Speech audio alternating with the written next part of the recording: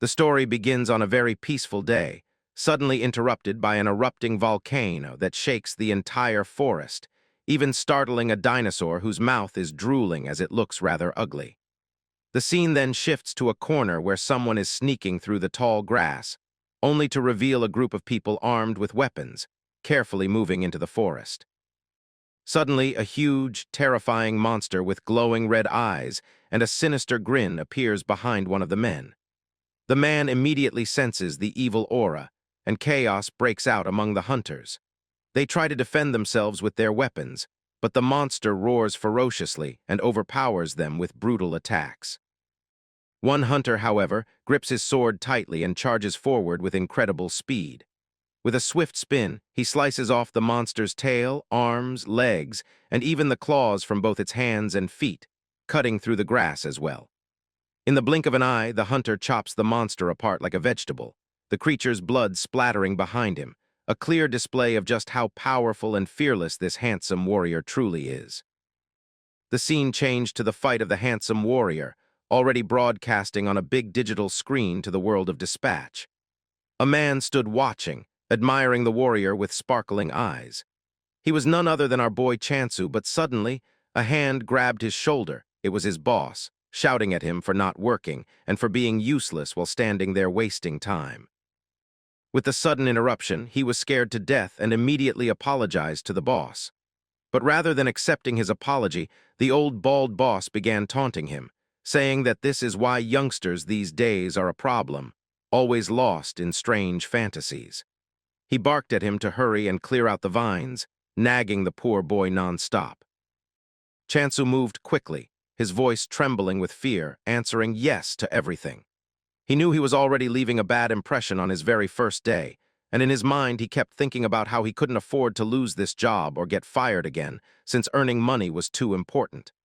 Meanwhile, the old man started to nag again, saying that back in his days, even without being told, they handled things right away. With a miserable look, the boy grabbed his trusty scythe and began cutting the vines. Using his speed, he cleared them in the blink of an eye.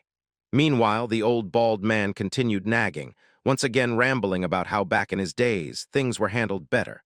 But before he could vomit out more useless praise, his words were cut short. He was stunned by the boy's speed and scythe work. The vines were being cleared just like how your girlfriend cleared your bank account. The shocking sight silenced the old boss completely, leaving him speechless. The boy finished clearing every vine, collected them in bags, and stacked them into neat piles. In disbelief, the boss muttered, questioning how it was possible that there was still a young man like this nowadays. Finally, he told the boy to just throw the trash away and head home. The scene shifted to the thoughts of Chansu, where he reflected on Dispatch, wondering if to him it truly was nothing more than a fantasy. The story unfolded, revealing that Earth had been ruined like a game whose service had ended. The planet had lost its vitality, and people were suffering and starving, struggling without resources. In that desperate time, an answer had been revealed by some nameless absolute dispatched to another world. The dispatchers fought in the other world for resources. Heroes who departed from Earth as dispatchers brought back vitality, and with it, humanity barely managed to survive. The wind swirled around, focusing on Chansu as he stood in a pitiful state, sadness etched across his face. His eyes lingered on the scythe, and in a quiet, heavy tone, his heart longed to join the ranks of the dispatchers. Yet uncertainty consumed him. He did not know if he could ever become one of them. As the sun went down, Chansu let out a tired sigh, walking through a lonely valley in confusion, wondering whether tomorrow too he would be called for work. He exhaled once more and made his way toward the Dispatch Reunion Center. A huge crowd had gathered there, the hall packed with restless voices. Chansu was shoved aside by those around him, treated as nothing more than an inconvenience. His turn to meet the owner of the center was approaching, though the atmosphere pressed heavily on him. At last, the owner asked his name. With a nervous voice, Chansu inquired about progress in the investigation regarding his family. The owner, however, ignored the question entirely. His eyes instead focused on the balance of the reunion down payment, $4,367,201, still insufficient. Without concern for the desperation before him, The owner declared that the center was not a place that ran on air and that investigations required full payment. With a dismissive wave of the hand, he told Chansu to return only when the amount was complete. Then he turned away, already calling the next person forward. The crowd pushed Chansu back. It became clear that the reunion center cared only for money, not the pleas of those searching for loved ones. Chansu had not been given even a fragment of news. All he wanted was to know the location of his family. Instead, he was shoved aside once again. A muscular man forced him back, sneering that he was not the only one with such circumstances. Chansu left with a miserable sigh. The crowd was thick, but still he felt utterly alone, as if the entire world had turned its back on him. The world itself had descended into chaos, where no kindness remained, only greed. People shoved and fought for their turns, quarreling over scraps, reflecting the grim state of humanity. When he reached home, Chansu quietly announced his return to no one, removed his shoes, and dropped his bag on the floor. Cans rolled out and scattered across the room. One can, spinning along the floor, triggered a memory, a football from his childhood. The memory unfolded. His father, once a top-ranked returner, stood before him. Their family had been peaceful, happy. His father had laughed, asking if they should play another round of football. But as Earth's condition worsened, his father had been dispatched once again. Chansu remembered how his father had always walked behind him, guiding his steps. Then suddenly he was gone. In the end, he never returned. Another memory surfaced. His mother's face appeared, assuring him she would go find his father and return quickly. She promised it would only be for a few days, telling him to sleep alone for a while and wait quietly. But those days stretched endlessly. He was left alone, crying, clinging to fading memories until even their faces became unclear. His thoughts were shattered by a sudden flash outside the window, lighting his room.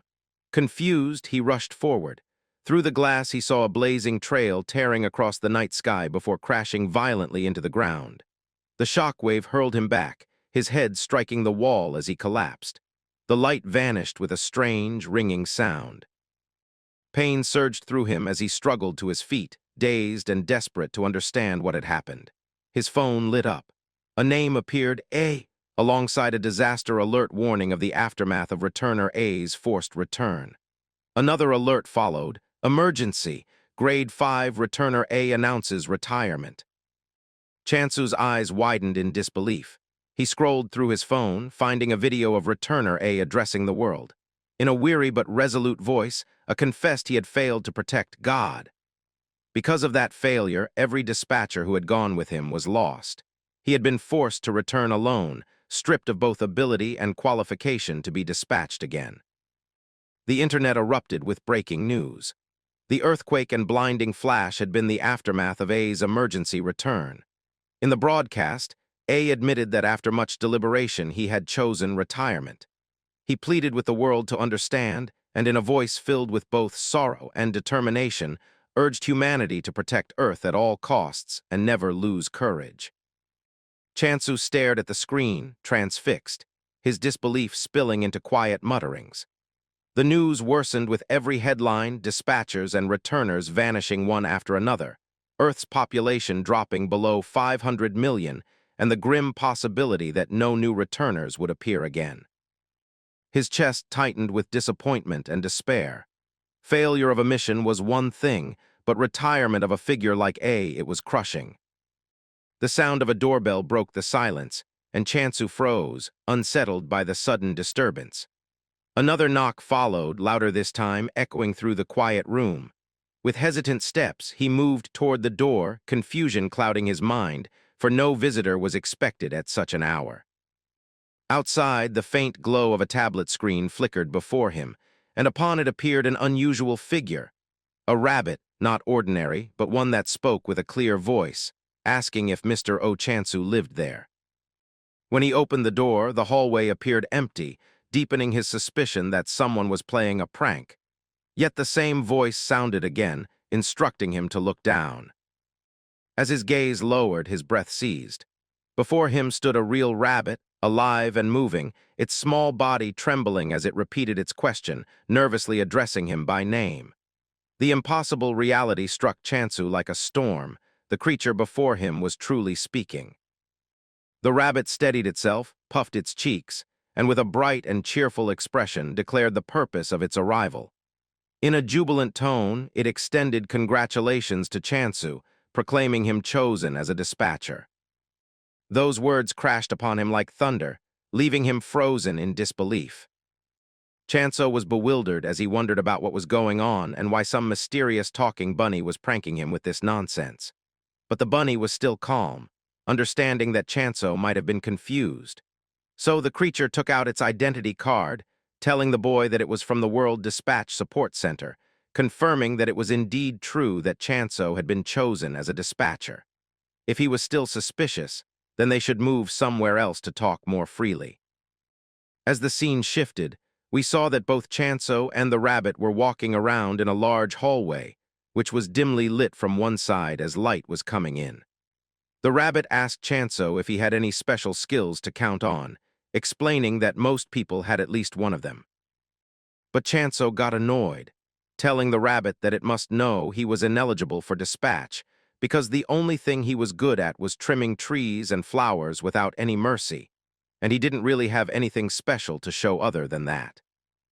The rabbit was shocked, wondering how it was possible, and Chansu was even more surprised because the rabbit didn't know this but still made him eligible. However, the rabbit dismissed the question, telling the boy that it was fine and that everything happens for a reason, and the fact that the boy was chosen didn't change, so he should relax. Hearing that, Chansu was a bit relieved, thanking the bunny, but he still wondered how he was actually inside the dispatch center because it was unbelievable, wondering if his chance had really come or not. Suddenly, both Chansu and the rabbit were standing in front of a huge stone door with its own majestic view.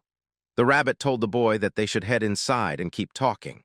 As soon as Chansu grabbed the handle and started opening it, he realized that even though beyond the door the dispatch agency was there, the thing which was anticlimactic was that the door was not opening at all. The boy knew that it wouldn't even budge due to its heavy weight.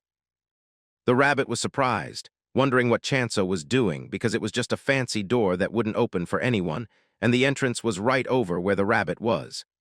Chansu came running toward the rabbit, but as he saw the entrance, he was shocked to the core, wondering if that was the actual door because it was completely small by human standards. Chansu criticized the rabbit, wondering if it was dumb and blind, asking how he was supposed to fit in there. But the rabbit just had one excuse, that the door had been working fine for him up until this time. Chansu pointed out that it was because the creature was a rabbit. He turned around, completely shattered, thinking that he shouldn't have expected anything good from the start and that he should just go home. But suddenly the rabbit started speaking in a more serious tone, asking Chansu if he was really sure about that, because he had failed every test and was ruled ineligible in the dispatch center exam. Even if Chansu wanted to, he would never get a chance like this again. The rabbit was still smiling even when it was being so serious, telling Chansu not to misunderstand, but that it was just quoting him, saying that either way, it would be a shame if he believed in leaving, because for anyone in the whole world, getting chosen was not that easy, and he was just letting that chance go. The rabbit had made such a funny situation serious, and now Chansu knew that he would have to do anything it took.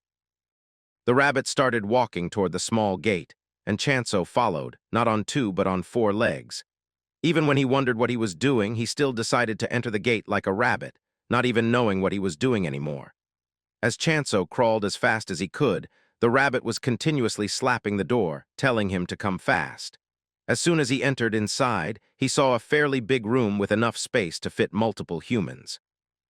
He couldn't believe that the office was more normal inside than he had expected, and the rabbit wondered what he was imagining because this was the whole dispatch center. The rabbit didn't mind and immediately told Chansu that there was a world perfect for him. Hearing that, the boy wondered if there were different worlds for different people, and the rabbit explained that it was indeed true, and what Chansu would be doing was called a block-type territory capture. The rabbit smiled and handed Chansu a book, but as the boy was repeating everything the rabbit said, the creature thought that maybe the boy knew about it. As Chansu was acting confident, he revealed that he had never heard about it and was just wondering if it was some kind of weird place. The rabbit was now getting annoyed, wondering why Chansu was acting so excited if he knew nothing about anything. When the rabbit calmed down, it patiently explained to Chansu that the territory capture zone was the hottest place right now, and it was under the protection of a god. It remembered that the returnee it had seen retiring was also serving a god, and the rabbit assured Chansu that the god related to the retiree was not related to him in any way, so he should rest easy. The boy sighed and wondered which god he was going to get, and the rabbit explained that normally one was assigned randomly, but if he chose right now, he would get the special chance to choose for himself. A golden pendant worn by the rabbit started glowing as multiple cards floated in the air through magic. The rabbit grabbed a handful and asked Chansu which one he would choose. Out of the 3 cards, the boy wondered what he should do because he didn't even know which god was good and which was not. The rabbit knew that this was a rare chance and told him that a choice like this would never come again. Chansu suddenly remembered his parents and realized that he might never get another chance with his luck. He wondered why he was hesitating like an idiot when he was getting a chance that many others couldn't even dream of. Chansu decided to take the middle card, and as he flipped it around, he saw a menacing view that made his face turn pale. It was a skeleton monster with multiple undead skeletons coming out from the ground. It was so realistic that Chansu started screaming, wondering what it was. We came to know that it was the god of negation with a probability of 44%. The rabbit wondered why Chansu was so shocked, saying it was just a presentation and nothing else. The boy fell to the ground, wondering what kind of god needed such a flashy intro when a normal one would have worked fine. Even the name, God of Negation, gave him a bad feeling. Chansu didn't see any chance but still wondered if he could pick again, and the rabbit didn't even hesitate, agreeing to let the boy try immediately. But no matter how many times he picked, he always got the god of negation. This time, the probability was 45%. The boy screamed that the whole thing was rigged because he kept pulling the same god again and again. Suddenly, the rabbit became serious once again, telling Chansu that no matter what happened, the cards were completely fine. The boy sensed a deadly aura coming from the rabbit and quickly changed the topic, saying he wasn't necessarily blaming the cards, but something still felt off. The boy wondered why the rabbit was suddenly so serious, but the creature went back to work, asking Chansu to choose fast but carefully. Chansu was nervous, his face pale, wondering what would happen. He wanted anything except negation and prayed to get something else while covering his face. When he finally pulled the last card, a different one appeared. This one had a green aura and flower petals swirling around it. Chansu was overjoyed to finally get a different card from the god of negation. Even though the presentation was plain, he realized he had received the Goddess of Abundance card with a 0.0000001% chance. He wondered why the display was so simple if the card was that rare. He knew the odds were insanely low, and if it was the Goddess of Abundance, he would have a good time. The rabbit immediately noticed Chansu's expression and asked him if he didn't like the card and wanted another chance. This shocked Chansu since just moments ago, the rabbit had said this was his last chance. He wondered what would happen if he chose the Goddess of Abundance, and the rabbit told him that he would be dispatched immediately to the new world. The boy was hesitant after hearing that, but the rabbit wondered why Chansu was hesitating when this was his chance to go beyond. A dispatcher had to become a returnee, and everyone would admire his decision. The boy imagined himself on a stage full of cheering people while the rabbit kept flattering him, saying he might even become a savior and people would follow him.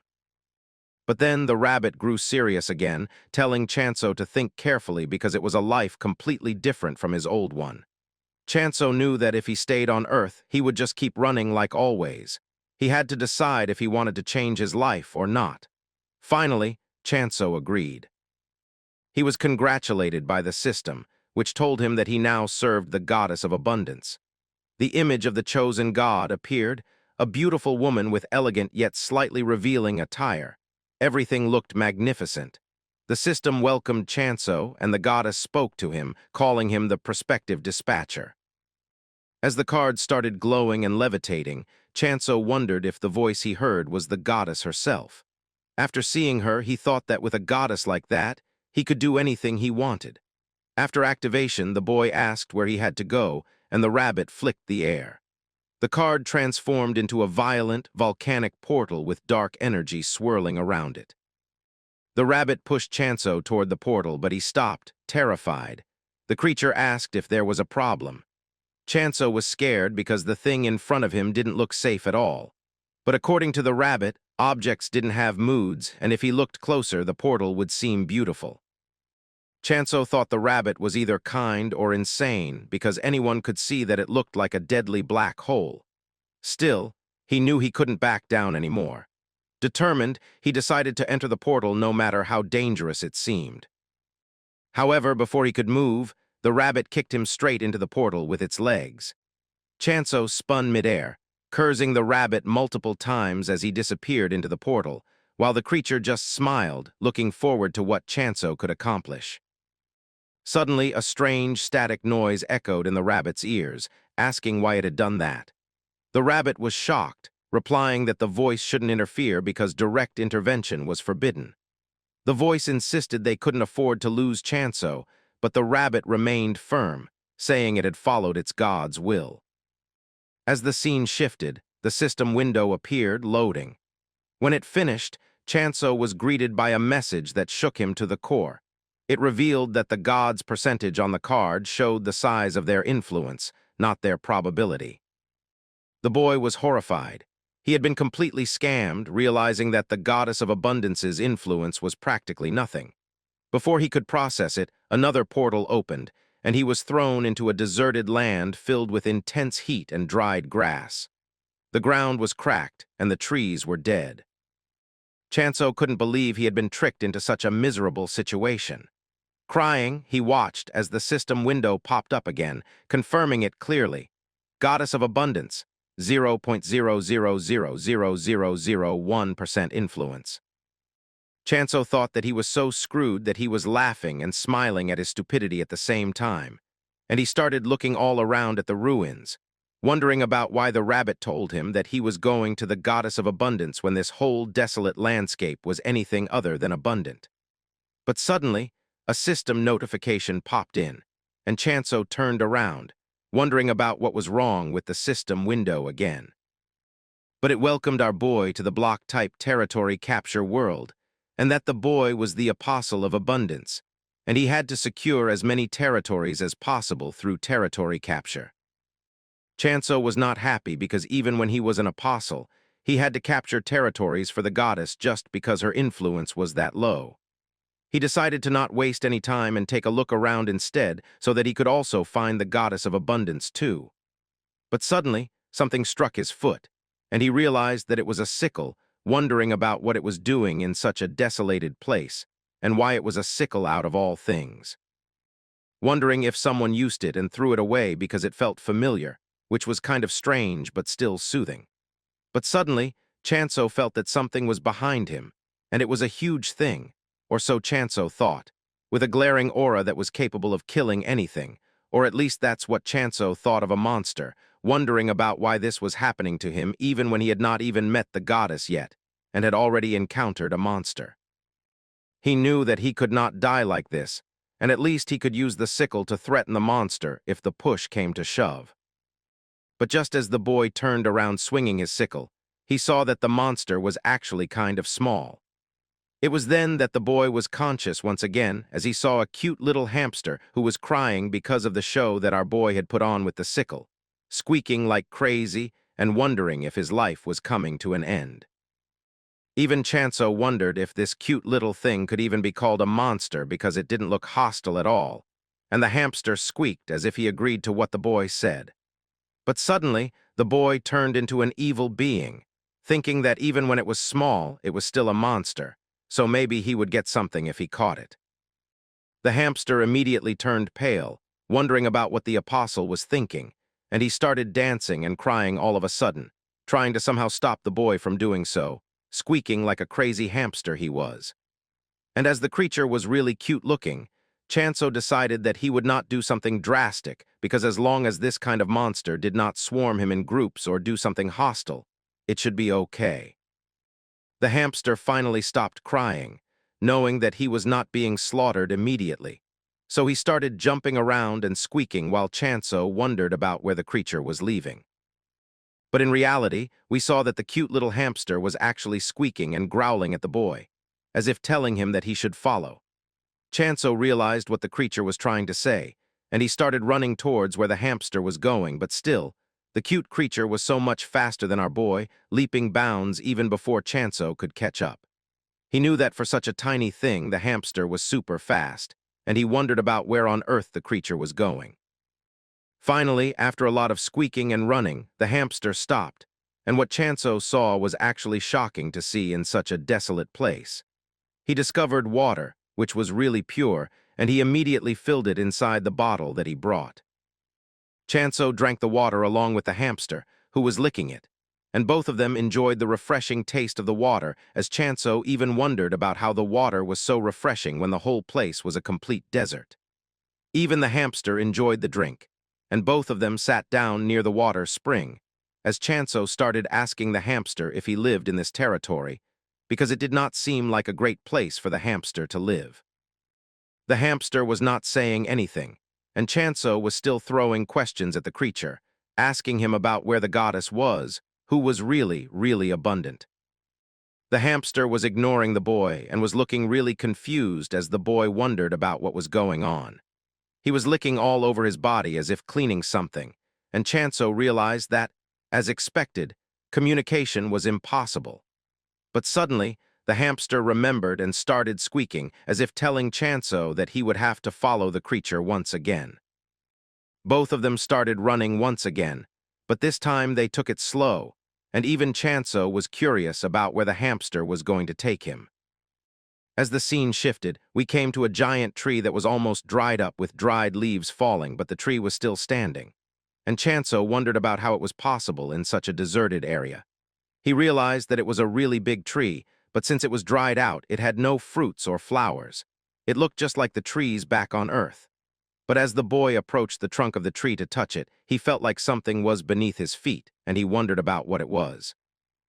The boy immediately removed his foot, and he saw a golden-looking ginseng which had the footprint of our boy on it. Chansu wondered about what a ginseng was doing there, and it was still quite healthy for such a dried-up place. Looking at that, the hamster started squeaking as his face turned pale.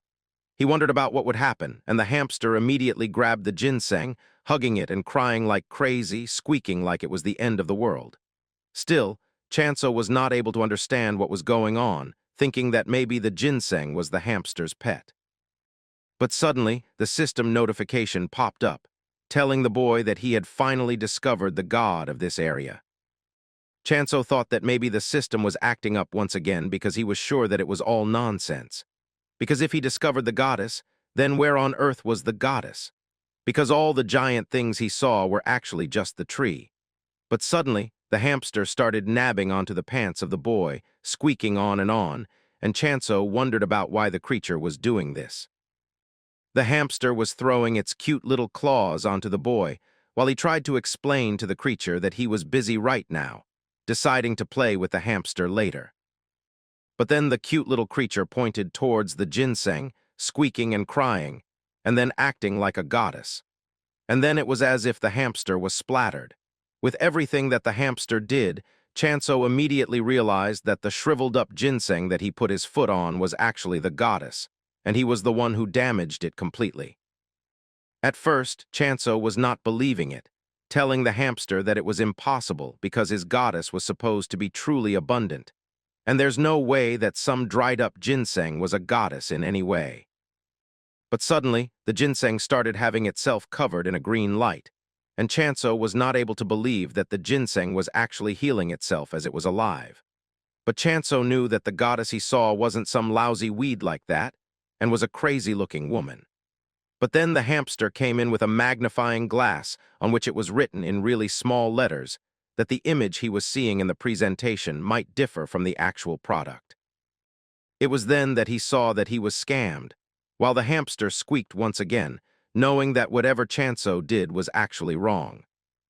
We see that the boy was now on his knees, realizing that he had finished the goddess even before he got the chance of becoming the apostle. He then came to realize that the territory capture and those percentages were foreshadowing how low-powered the goddess actually was. And now that he thought of it, he remembered the flashback. When he drew the card of the god of negation, the numbers kept going up, and he thought that it was just an error, dismissing it. But now he knew that the number was going up, because the influence was expanding again and again. Chansu started blaming the rabbit, thinking that there was no way that such a good card of a powerful god would keep appearing again and again, as it was really lowering the legitimacy of it. But just then, something else came into Chansu's mind as he wondered if the goddess became like this because her influence had been shrinking again and again. Now that a lot of time had passed, Chansu wondered about why the goddess was not waking up while the hamster was just squeaking and crying. Then Chansu realized that maybe he did land the finishing blow in just one footstep, so the boy grabbed the water bottle and opened the cap, deciding to give the ginseng some water first, thinking that she might be shriveled from thirst. The boy started dropping the water slowly but surely, and the ginseng started taking a normal shape rather than shriveling. The boy realized that it was working, so he poured all the water onto the ginseng, deciding to give her as much as she wanted. But the hamster's face turned pale as he saw what the apostle was doing. On the other hand, we see that the ginseng was getting refreshed, wondering if it was raining because it had been so long since she had had water. It was feeling good for a moment, but then it started pouring quite a lot, and even when the ginseng was screaming to stop, it was not stopping. The plant realized that at this rate, she would really drown and become lifeless, so she got up, screaming and coughing like crazy. Chansu was happy that his rescue was finally complete, while the hamster was crying because the goddess was not dead. As the ginseng slowly got up, being annoyed, the boy introduced himself as the apostle of abundance, Chansu. Finally, after a nervous introduction, the boy looked at the god, but he wondered about how this ginseng was a god when she couldn't even move properly with her legs shaking like crazy. The boy had no idea about what he was supposed to do now, but suddenly, a system notification popped up, telling him that he would have to use skills to become even stronger. Chansu wondered about what the skills were, reading that it was the blessing of abundance, and even when there was no description, he thought that obviously this skill must be for making crops abundant. But then, slowly, the skill appeared, and Chansu read it with shock that he had got the D-level skill decapitate. Chansu was shocked and his face was pale, wondering if this word meant what he was thinking, as in cutting off heads. Chansu wondered about why the goddess was so cruel, decapitating heads when she was just the goddess of abundance, thinking that maybe she was some kind of sadist or psychotic. Chansu was not ready to believe that the goddess of abundance would give him such a violent skill, so he decided to ask the goddess about what the skill decapitate meant, and if it was exactly what he was thinking. The ginseng immediately became serious and made signs of cutting heads, and the boy realized that he was indeed thinking right, wondering if the gods really wanted him to cut off heads. He found the ginseng had a serious face which did not even falter, and now Chansu started to reason with this weird request, remembering a Wikipedia page that he read, guessing that maybe since the goddess of abundance was related to agriculture and slaughtering was included in poetry, it was somehow included in it. But just then, the boy turned around as he heard the squeaking of the happy hamster, who was happy that the goddess was revived. But on the other hand, Chansu wondered if the hamster was included in his objective of decapitation too, while we see that the hamster was unaware of what the apostle was thinking. The hamster turned around after listening to the voice of Chansu, but this was the second time he saw the serious boy with the sickle in his hand, while he apologized to the cute little hamster. His eyes glinted with crimson red as he thought that he was just an apostle and should finish the mission without becoming too attached to something. The hamster was squeaking crazily, and as the boy swung his scythe, the creature somehow managed to dodge it while squeaking and running straight behind the goddess Ginseng, who was also shocked, wondering what Chansu was doing as the hamster cried. Somehow the goddess protected the creature, but Chansu explained that he did not want to do this either. It was all for the goddess. The hamster's face was turning pale as he squeaked, and both the goddess and the hamster were screaming with their faces turned pale. As the boy turned around, he wondered if there was something more terrifying, and he was shocked to see some mud puddles with finger-like structures. Wondering about what it was, he saw that the thing completely formed and looked like it was made of mud, with multiple openings for its eyes. Chansu wondered what it was, as both the goddess and the hamster were desperate, and it was as if the hamster was talking to the goddess, immediately coming in front even while crying, trying to protect her. Even Chansu realized that the little guy was not a monster but just a cute little creature, and instead, this muddy-looking figure was the real monster to begin with. He turned toward this filthy monster, realizing that he would have to deal with it. Otherwise, the goddess would be in danger. He wondered if he could do it, so he grabbed the scythe tightly and decided to do it anyway, running toward the mud monster. He realized he could see clearly where he would have to cut for the monster's life to end. The system immediately activated, telling the boy that he could activate the skill decapitate after identifying the line, and the boy immediately did so, launching himself into the air and slashing the head of the mud monster with his sickle in one fell swoop without missing. For the boy, it was as if he was cutting thin weed, which shocked the hamster, turning him to stone. Even the goddess was unable to believe what she had just witnessed. The mud monster immediately turned into ashes and was obliterated out of existence while Chansu landed, wondering if the goddess and the hamster were all right. The hamster was crying while shivering, and Chansu could not believe that this little creature had been protecting the goddess in that brief moment without hesitation. Realizing it was his mistake, Chansu knelt down and put his head onto the ground, confessing that it was a stupid mistake on his part, and he should not have done it, wondering if the cute little hamster would forgive him. Even the hamster tried talking to the goddess, and both of them agreed while showing a cute little thumbs up to the boy. Even Chansu smiled, thanking Hamdul for forgiving him. The hamster wondered who Hamdul was, and Chansu just smiled, telling the cute little creature that he came up with this name because calling him a creature felt too unfamiliar when they were being so nice to each other. Chansu said they would need one if they were going to be together from now on, and the hamster liked it so much that he cried while squeaking.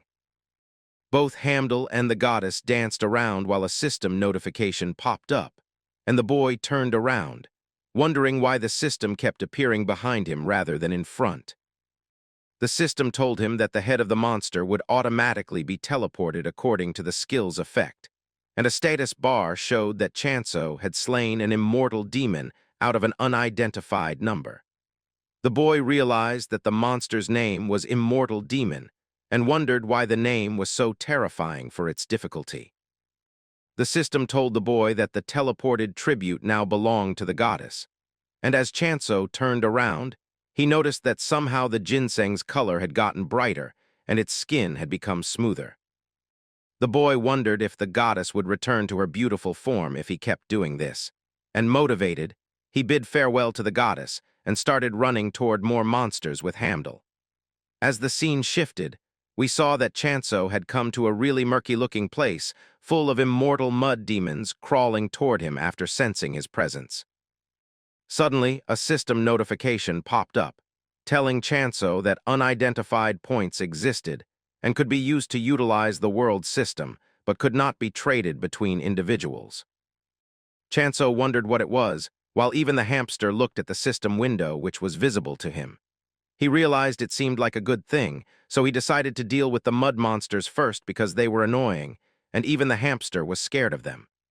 The boy was thankful to the goddess that he had an amazing skill, which was surprisingly easy to use despite its power, and to top it off, the mud monsters were really slow. So Chansu immediately rushed at them, using the decapitate asterisk skill to clear the heads of each and every mud monster he could find. The system notified the boy that he had acquired points by hunting monsters, and as he looked at this, Chansu nervously wondered what it was. Due to all the motion, the hamster was almost getting motion sickness, and when Chansu said he wanted to hunt 100 immortal demons, the hamster was even more shocked. Chansu had killed 4 of them and wanted to do more.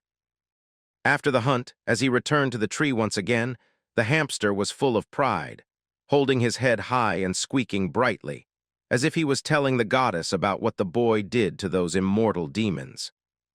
But Chansu told Hamdul that maybe anyone watching the creature would think that he was the one who caught them all instead of anyone else. The hamster was annoyed by this remark and started scratching the boy's hair, which was really ticklish, making him laugh.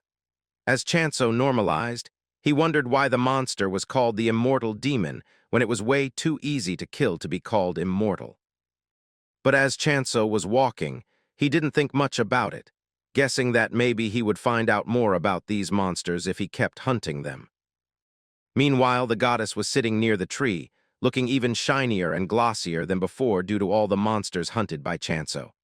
This much was expected from the boy, who knew that the goddess had become more bountiful, but the effect was far better than he thought. Maybe the goddess he saw in the picture would actually come true. The hamster knew something was not right with the apostle, but Chansu did not care, knowing that at this rate, she might return to her original form soon, which was more important.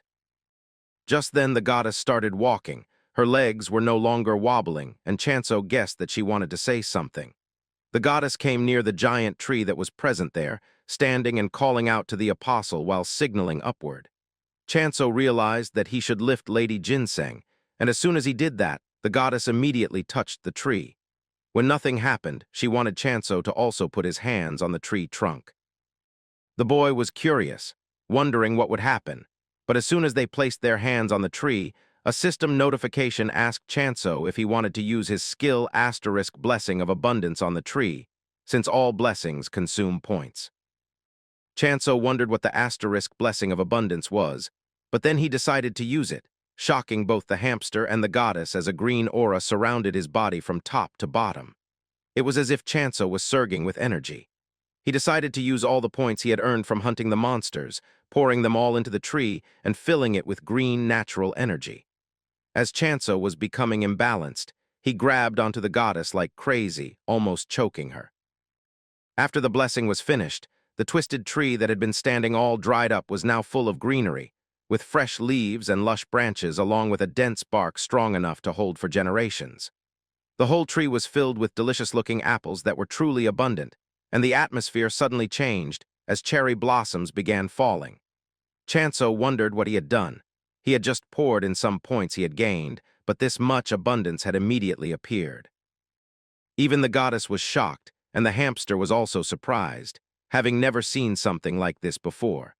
The first thing the boy noticed was that the tree held many apples, which were a delicacy even on Earth.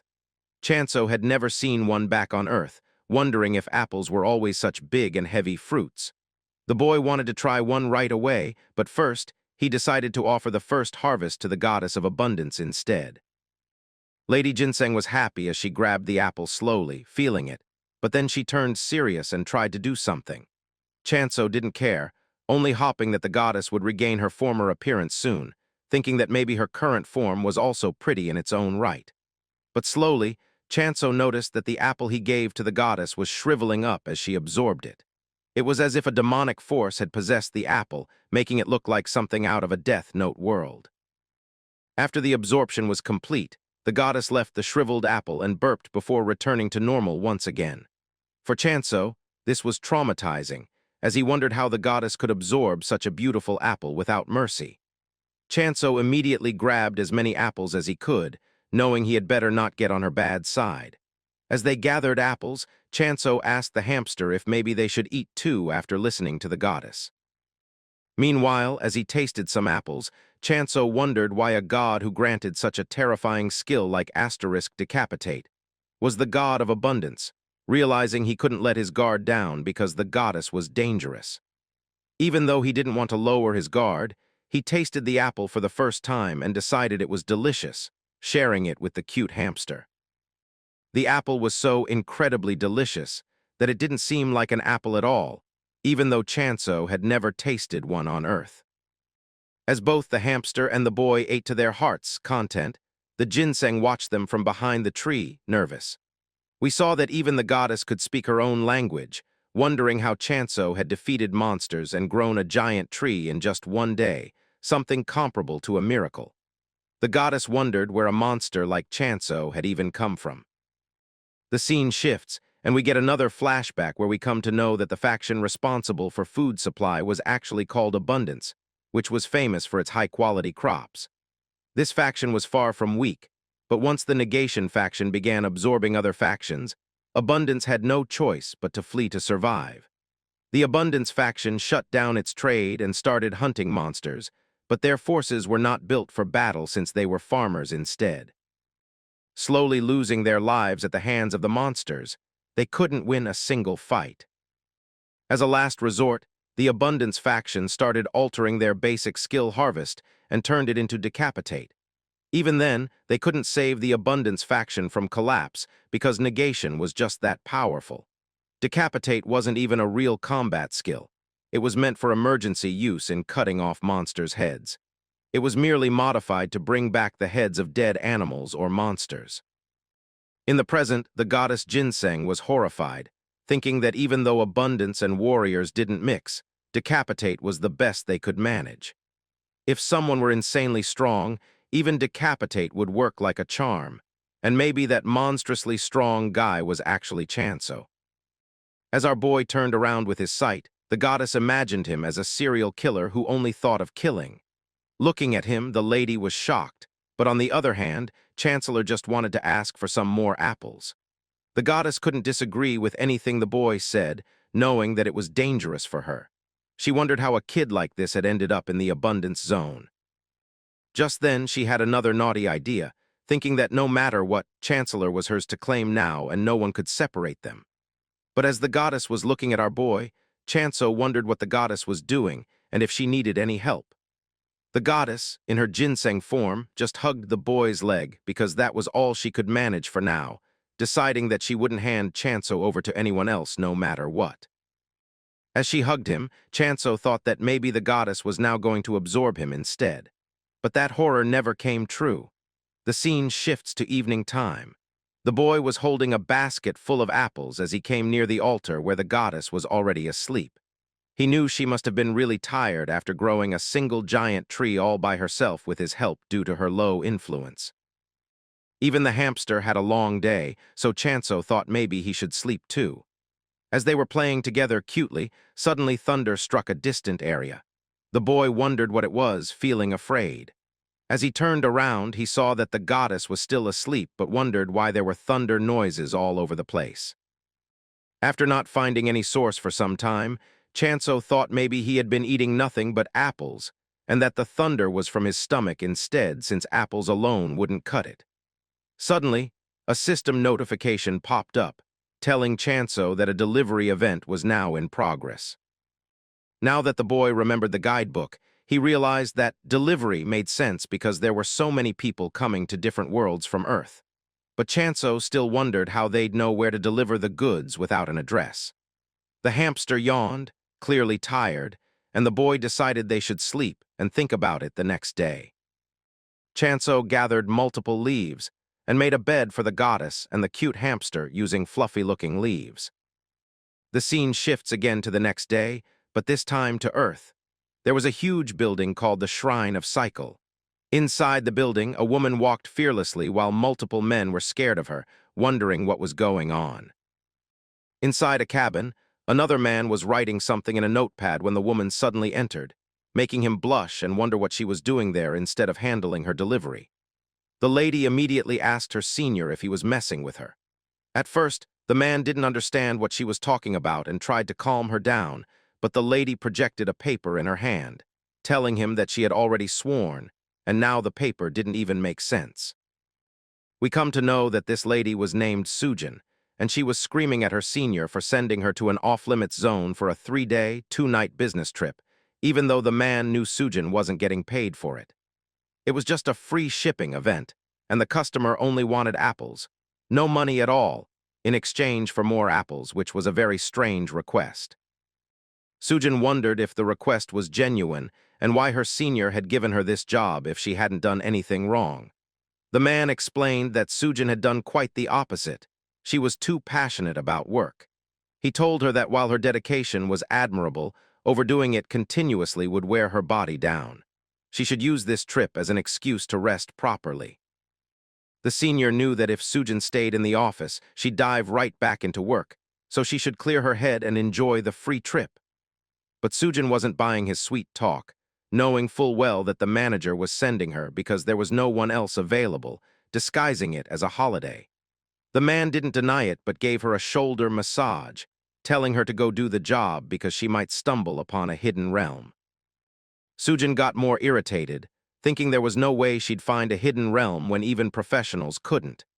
Hidden realms were sealed blocks with special effects and extremely rare. But her senior didn't care, waving her off as she was sent on her trip, justifying that something good might come out of it. The lady agreed and disappeared from the scene. The scene then shifts to Sujin checking the list of orders, wondering why the order list was so wrong. Even though it was an off-limits zone, why did the person require so many items? She hoped it wouldn't turn out to be a wild goose chase, or she wouldn't let it slide for wasting her time. Back in the abundance block, we see that Chansu was playing hide-and-seek with the hamster. He immediately caught the hamster because its fur was showing.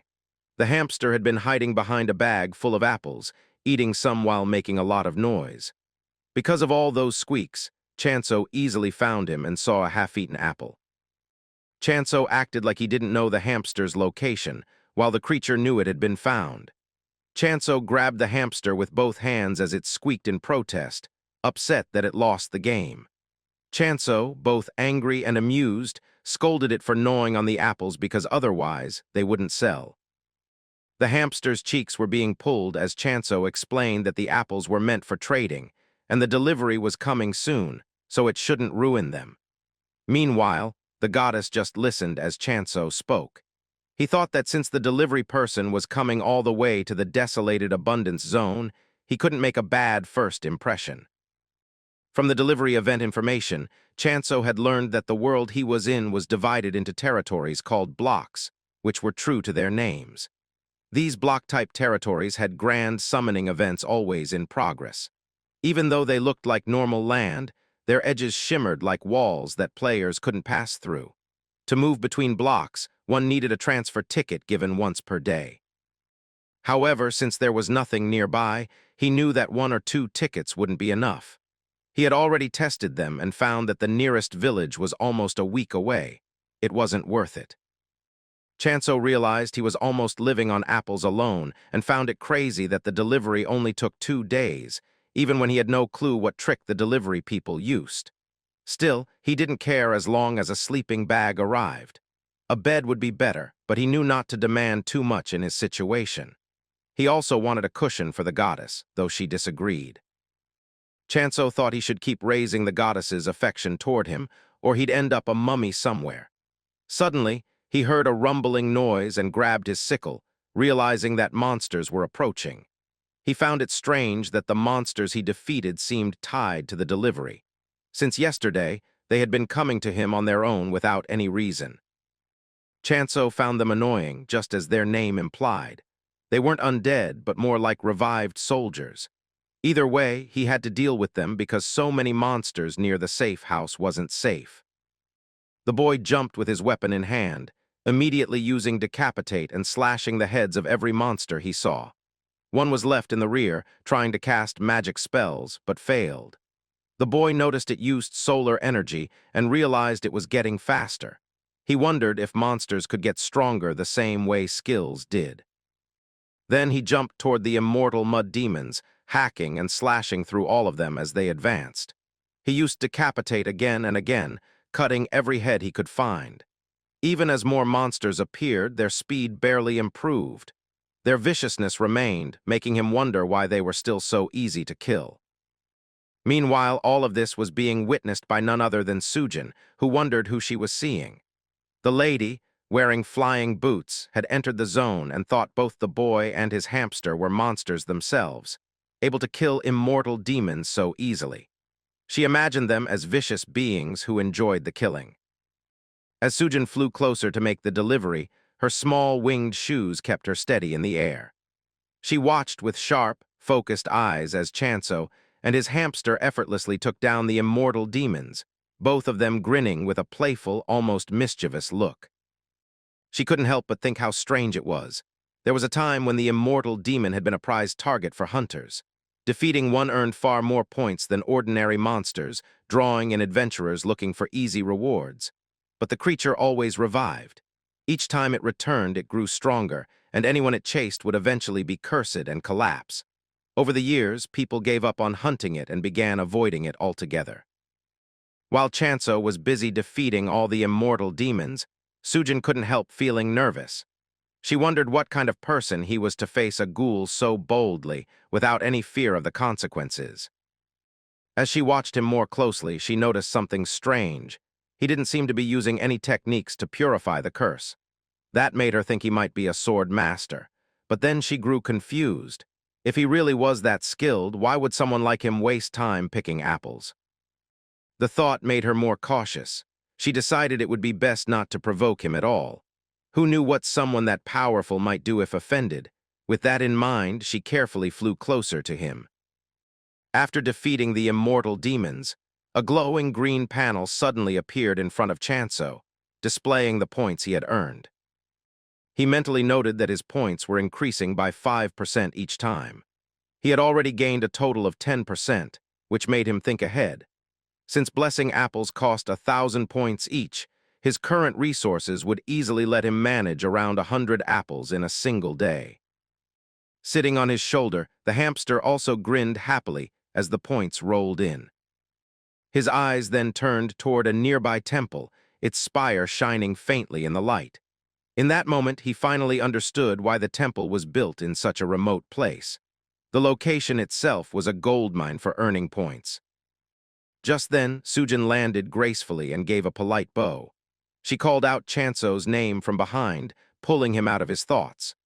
When he turned around, she announced that his delivery from the Circulation Trading Company had arrived. Sujin then greeted him with a warm smile and introduced herself, explaining that she was a representative from the company. Chansu was surprised and asked how she had managed to find him in such a remote place. As they shook hands, Sujin thought to herself that he had stood out far too much to miss. She reminded herself to stay cautious. After all, anyone who could toy with an immortal demon so easily was not someone she could afford to lower her guard around. As Sujin was lost in thought, something suddenly caught her eye, the tiny hamster sitting on Chansu's shoulder. It looked like a soft, marshmallow-like creature with shiny, round eyes standing proudly at his side. The sight made her cheeks flush, and before she knew it, she was blushing and even drooling a little. She couldn't help but imagine how nice it would feel to touch and squeeze the adorable creature. Noticing her intense stare, the hamster quickly panicked and tried to hide behind Chansu's neck. Chansu noticed Sujin's dazed expression and asked, concerned, if she was feeling unwell. She quickly snapped out of it and insisted she was fine. Still, as she clutched her chest, her mind couldn't help but wander back to the tiny hamster, wishing she could touch it.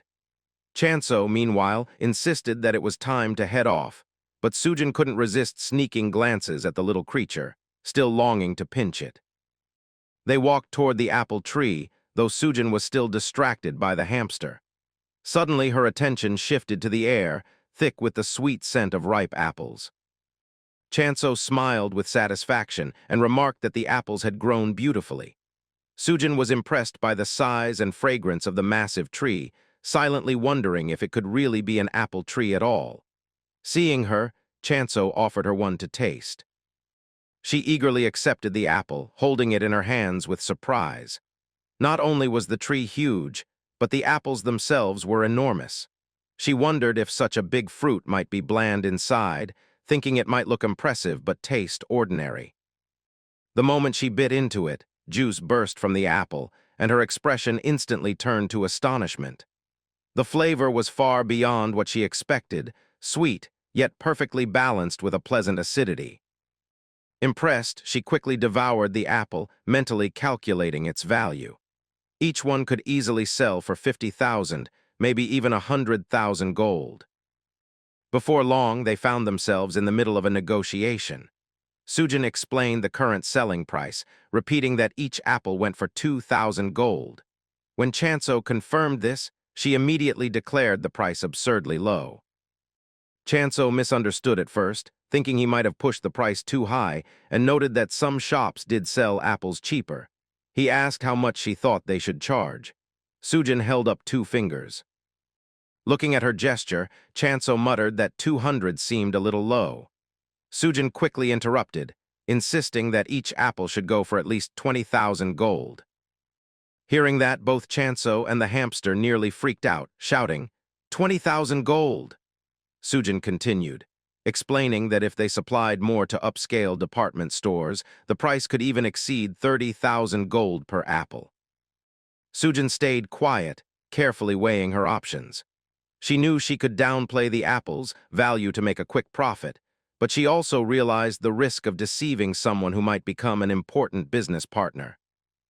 As she considered her choices, she reminded herself that she only had one life, and her mind couldn't help but replay the image of Chansu effortlessly battling the immortal demons.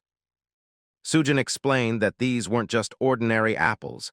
They were the most delicious fruits she had ever tasted in her life. She believed they were even more valuable than any specialty product she had encountered. Reaching into her bag, she pulled out a formal, glowing contract and set the price at 20,000 gold per apple. Handing it to him, she asked him to sign. Chansu took the pen, studied the contract, and smiled. He made a few adjustments, and when Sujin saw the changes, she was surprised. Her share had increased. Chansu explained that he wanted to maintain a long-term partnership with her and genuinely appreciated her honesty about the apple's true value. Both of them shook hands, sealing the agreement. Sujin handed over the goods Chansu had ordered: seeds, food, cooking utensils, and as a special gift from Circulation Trading, 2 desert demon fangs. She also pulled 2 eggs from her bag. Playfully, she suggested that Chansu could take the hamster as his familiar, thinking he might not need it, while secretly admiring how cute the little creature was. Chansu looked confused, explaining that he didn't have a familiar.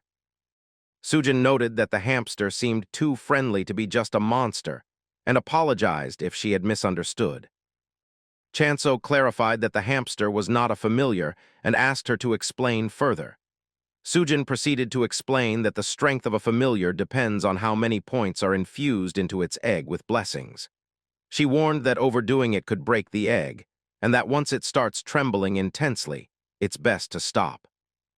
Chansu considered her advice, acknowledging that he would have to get a feel for it himself through practice. As they discussed schedules, Chansu mentioned that he was currently harvesting around 50 apples a day and planned to expand his crops even further in the future. Sujin was surprised by the volume and decided they would adjust the supply cycle to match. She even planned for a dedicated warehouse to handle the stock. After ironing out all the details, their first transaction was successfully completed. After the meeting with Sujin, Chansu went to check on the queen, still in the form of a radish, whom he had hidden before the hunt. He noted that she must have had a hard time staying hidden all this while. He also reflected on Sujin, thinking that she seemed kind and competent, but reminded himself that it was always safer to remain cautious. His attention returned to the contract and the amount of gold he had earned. Selling just a few apples had made him wealthier than he had ever imagined. Silently, he gave thanks to the goddess for this unexpected blessing. Meanwhile, the queen noticed the familiar eggs and clung to them, intrigued. Chansu, however, knew that to strengthen the eggs, he would need more points, which meant finding more regular customers.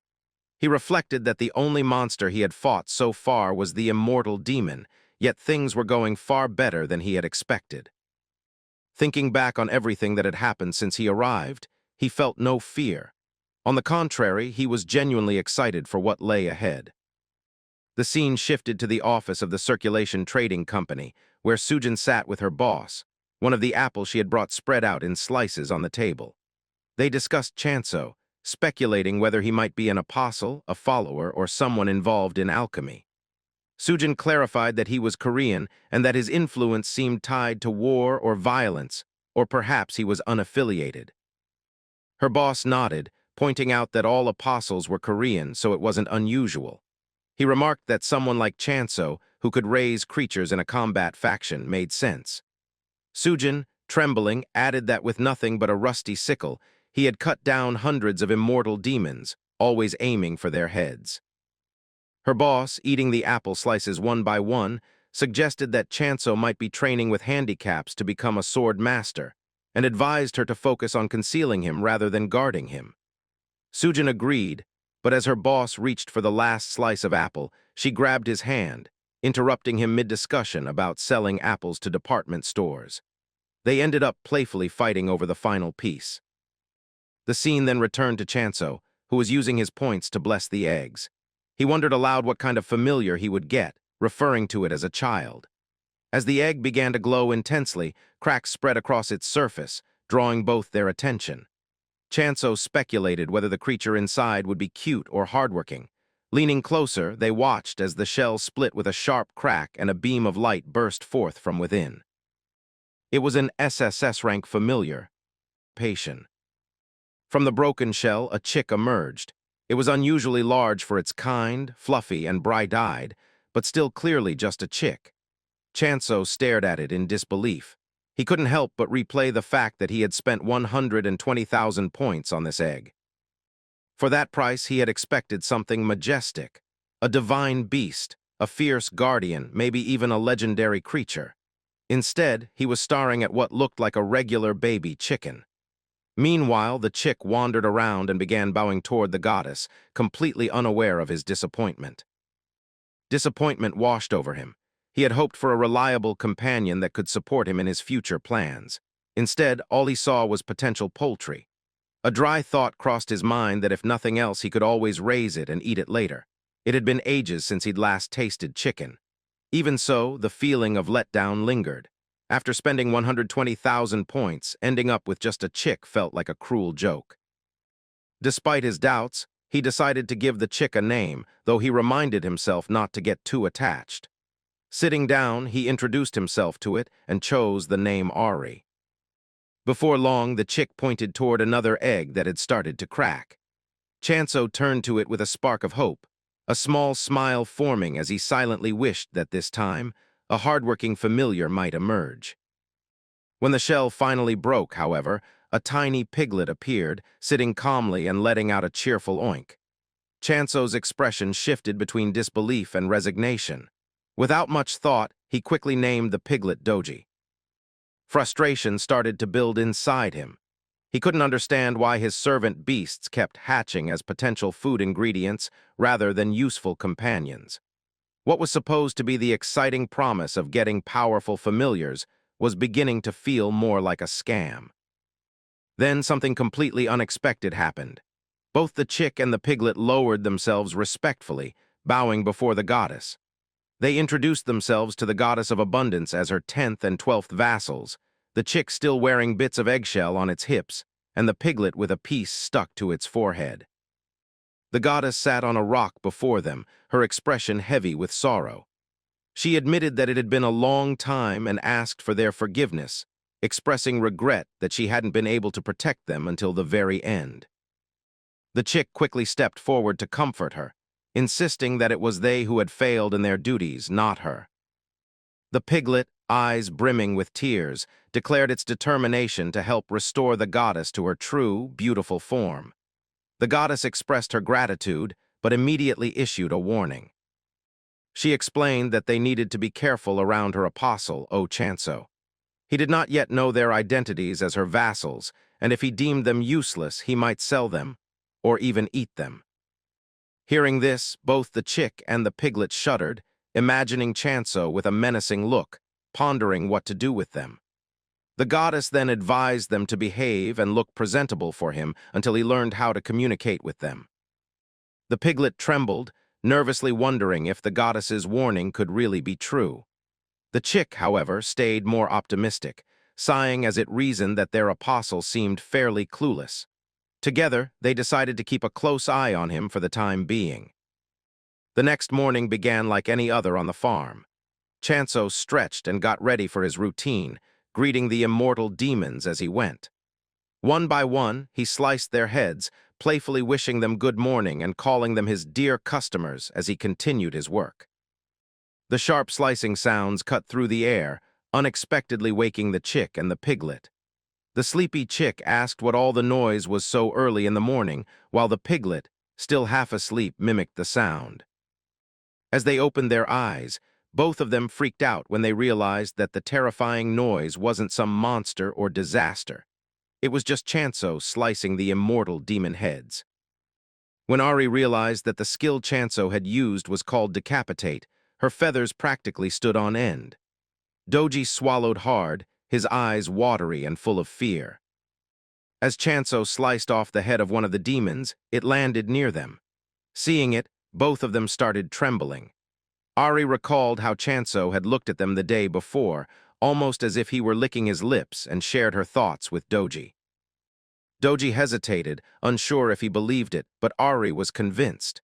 She imagined Chansu laughing, drooling, and thinking about eating chicken for the first time in a long while. The thought made her panic even more, thinking he really might eat them. Later, after a successful hunt against the immortal demons, confirmed by a green panel, Chansu settled back into his daily routine. Suddenly, he noticed Ari and Doji beneath him and asked when they had arrived. The vassals greeted their apostle with exaggerated enthusiasm, showering him with praise and greetings in their own language, even though he couldn't understand them. Ari stood on Doji's back, holding a towel for him. Chansu smiled and sat on one knee to reach for the towel. Seeing his smile, Doji froze in fear once again.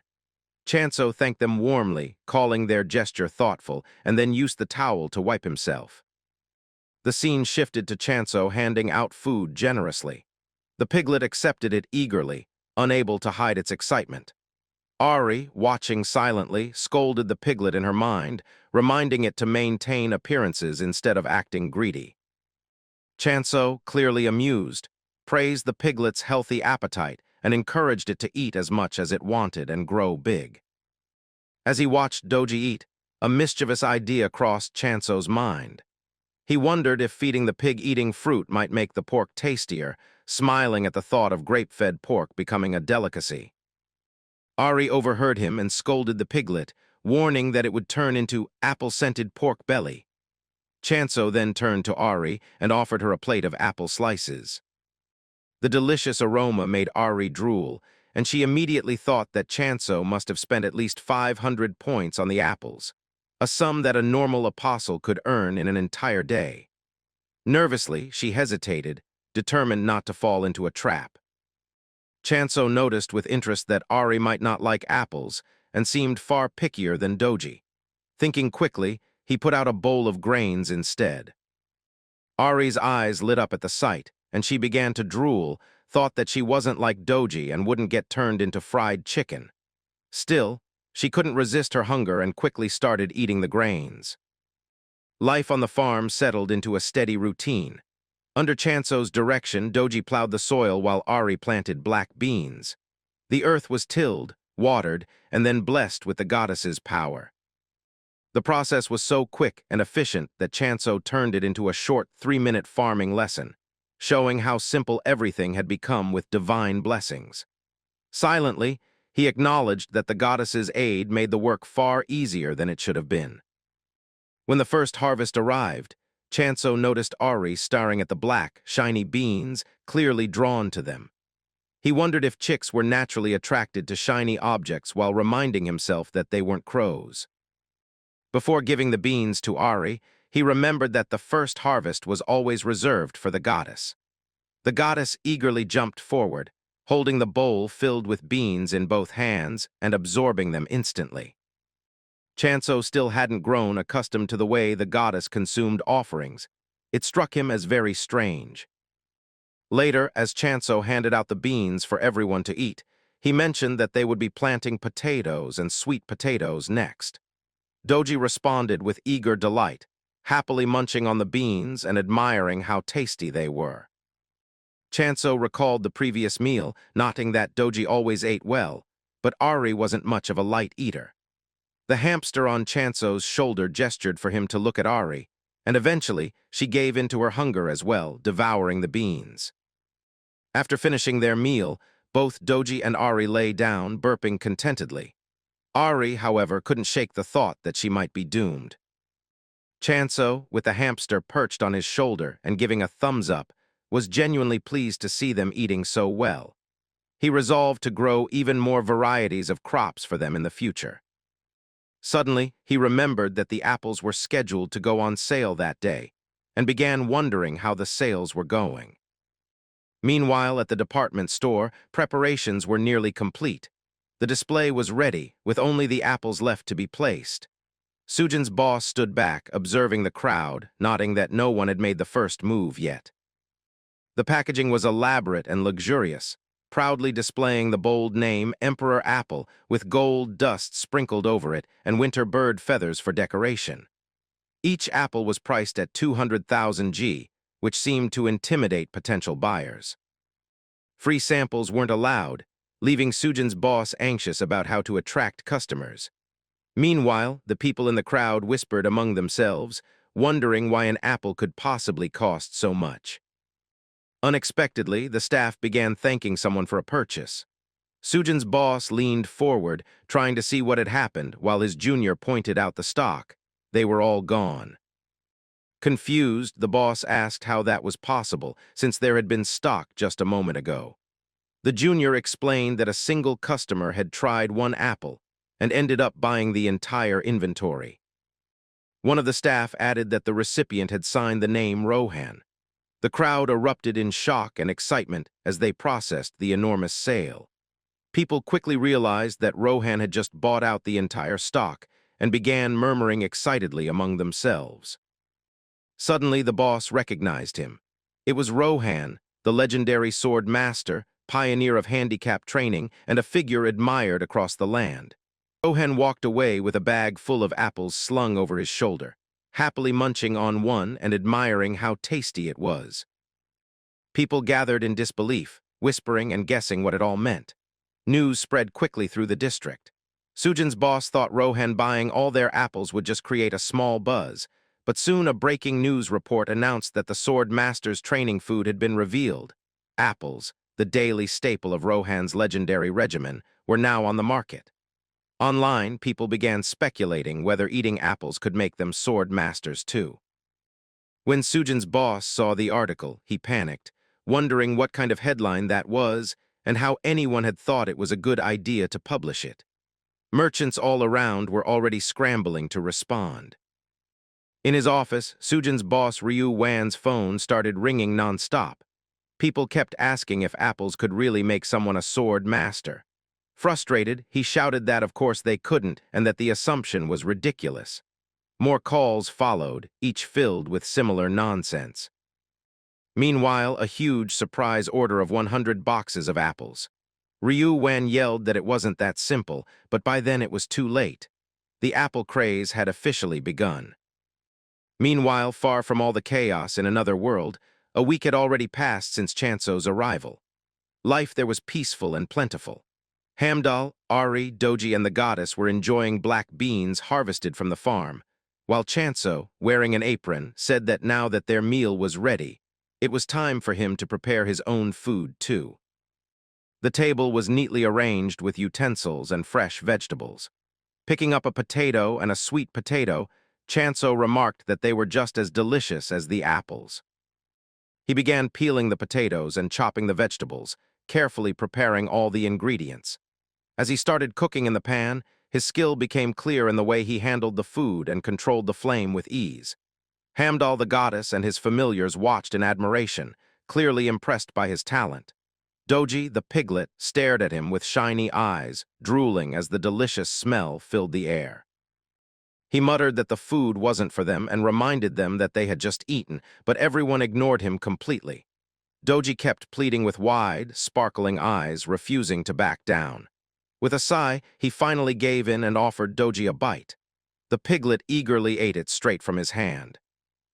Just then, Hei Sujin arrived. She greeted Chansu, and he was genuinely happy to see her. Her eyes lit up with excitement when she noticed his familiars. She exclaimed that he had successfully hatched all of them, an achievement that made the scene 3 times cuter in her eyes. Meanwhile, the 3 familiars immediately surrounded the goddess, determined to shield her from the outsider and protect her no matter what. Chansu, however, didn't seem too worried about appearances and stayed calm amid the commotion. He kept his guard up as he acknowledged Sujin's comment about all the familiars hatching and asked what had brought her there. Sujin, wearing a cheerful grin and clearly excited, said she had some good news and asked if he wanted to hear it. Chansu crossed his arms and listened carefully, wary but attentive. Sujin then showed him the receipts, explaining that the apples had sold out for 2 days in a row, with the price soaring to 200,000 gold each. Chansu was stunned, holding his head in disbelief as he repeated the price aloud, amazed that it had happened for 2 consecutive days. Sujin just waved it off, telling him not to mention it and explaining that the chaos was because people simply couldn't get enough. He began calculating in his head. The apples weren't even considered expensive, priced around 900 gold. Were there really that many rich people? Then he considered his cut, about 30%, which meant 60,000 gold per apple for him. If he sold 50 a day, that would be around 3 million gold daily, translating to an annual revenue of roughly 1 billion gold.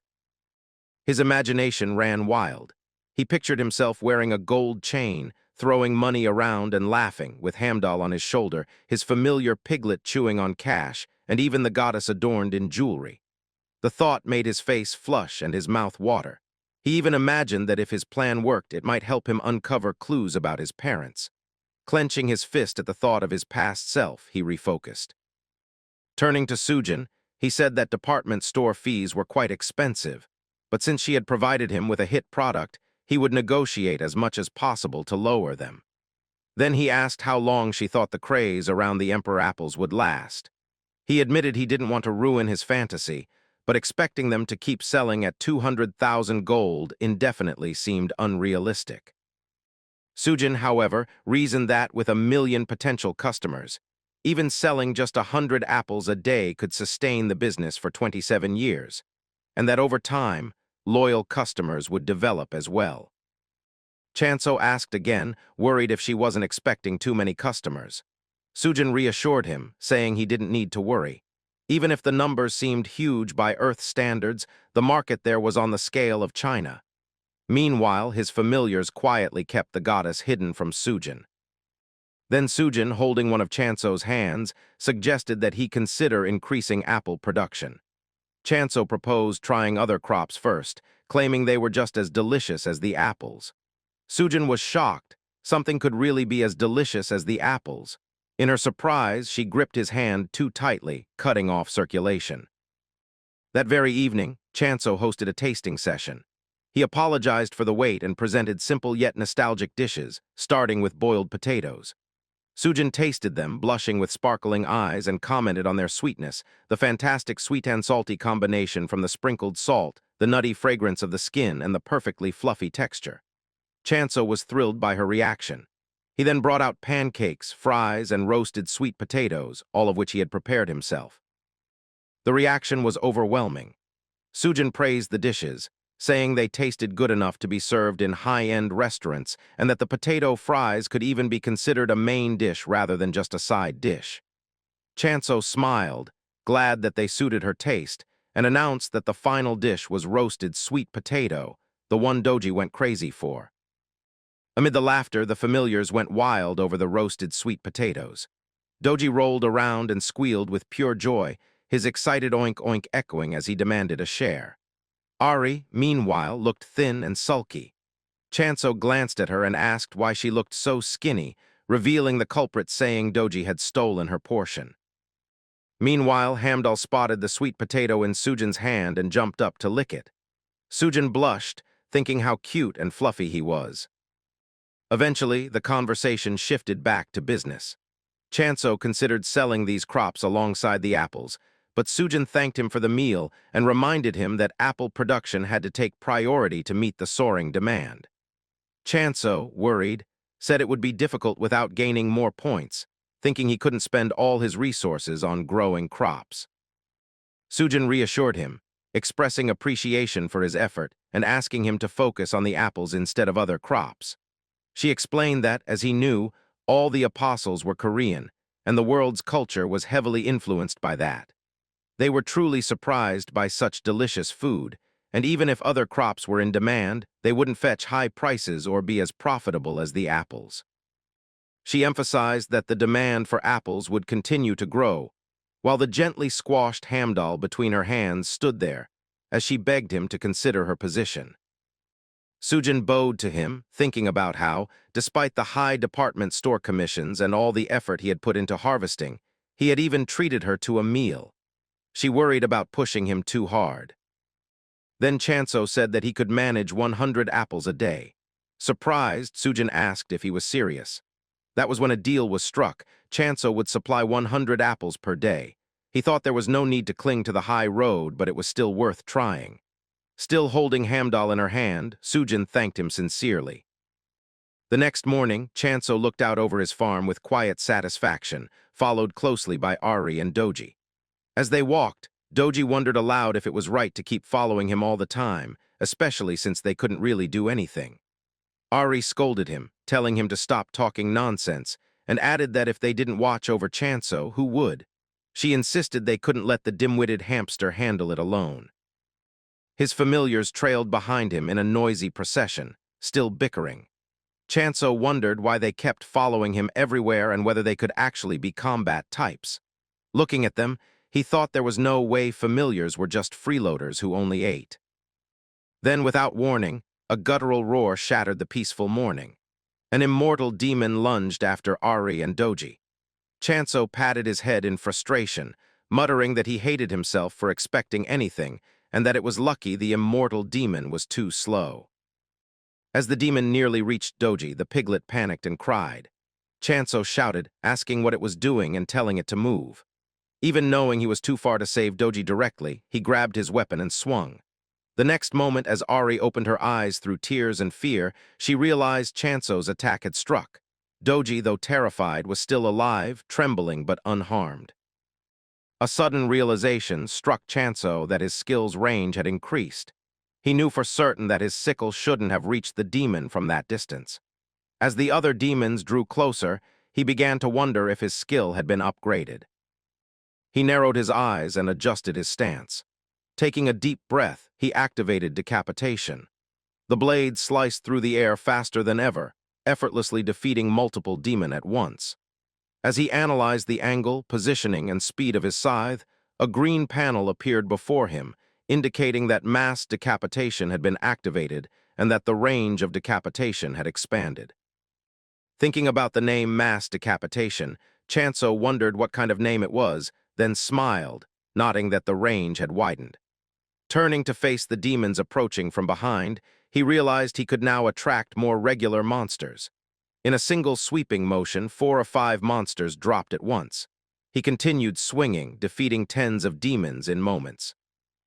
Watching him, Ari and Doji clung to each other in fear and ran to the goddess, shouting that something terrible had happened.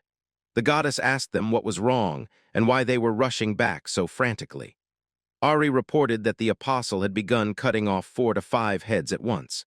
She added that while it was certainly impressive that he was growing stronger, perhaps it would have been wiser to prioritize his communication skill.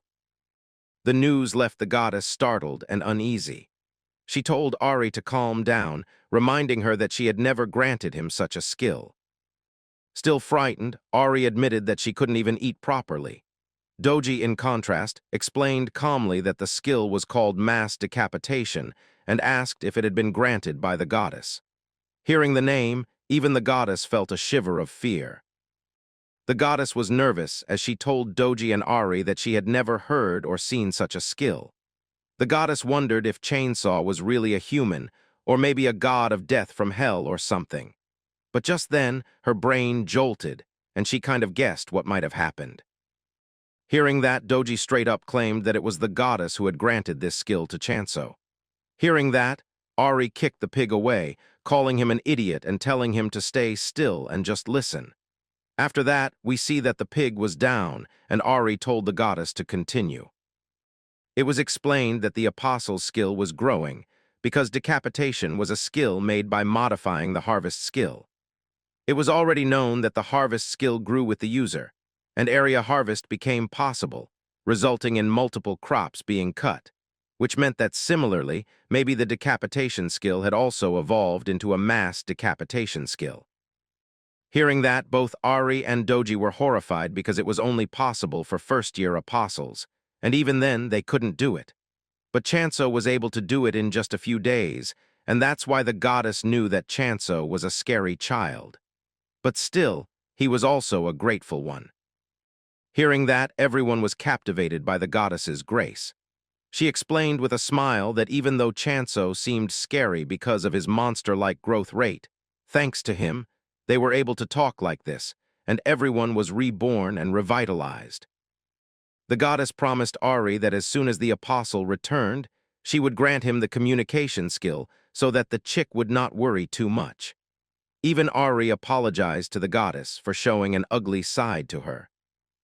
But just then, the goddess noticed that Chansu was coming back, waving his hands. The goddess was happy but didn't know what she should say first, though she wanted to have a conversation with her apostle soon. She wondered if she should first introduce the familiars as her divine beasts. Suddenly, as all three of them grabbed our boy, he got a notification that the god of abundance was granting Chansu a new skill. She knew that limiting the apostle's path was against the world's rules. They had to decide for themselves. So the goddess gave him two options for choosing a skill: promise of abundance and communication.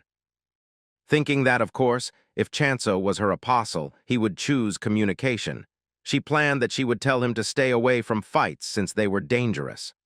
First of all, she would thank him for choosing her when she had such low influence. We see that the boy chose the skill, and as the selection ended based on his choice, he acquired the promise of abundance. Hearing that, the goddess was still smiling, not able to process it, and then her face turned pale. We come to a flashback once again at the start of the incident.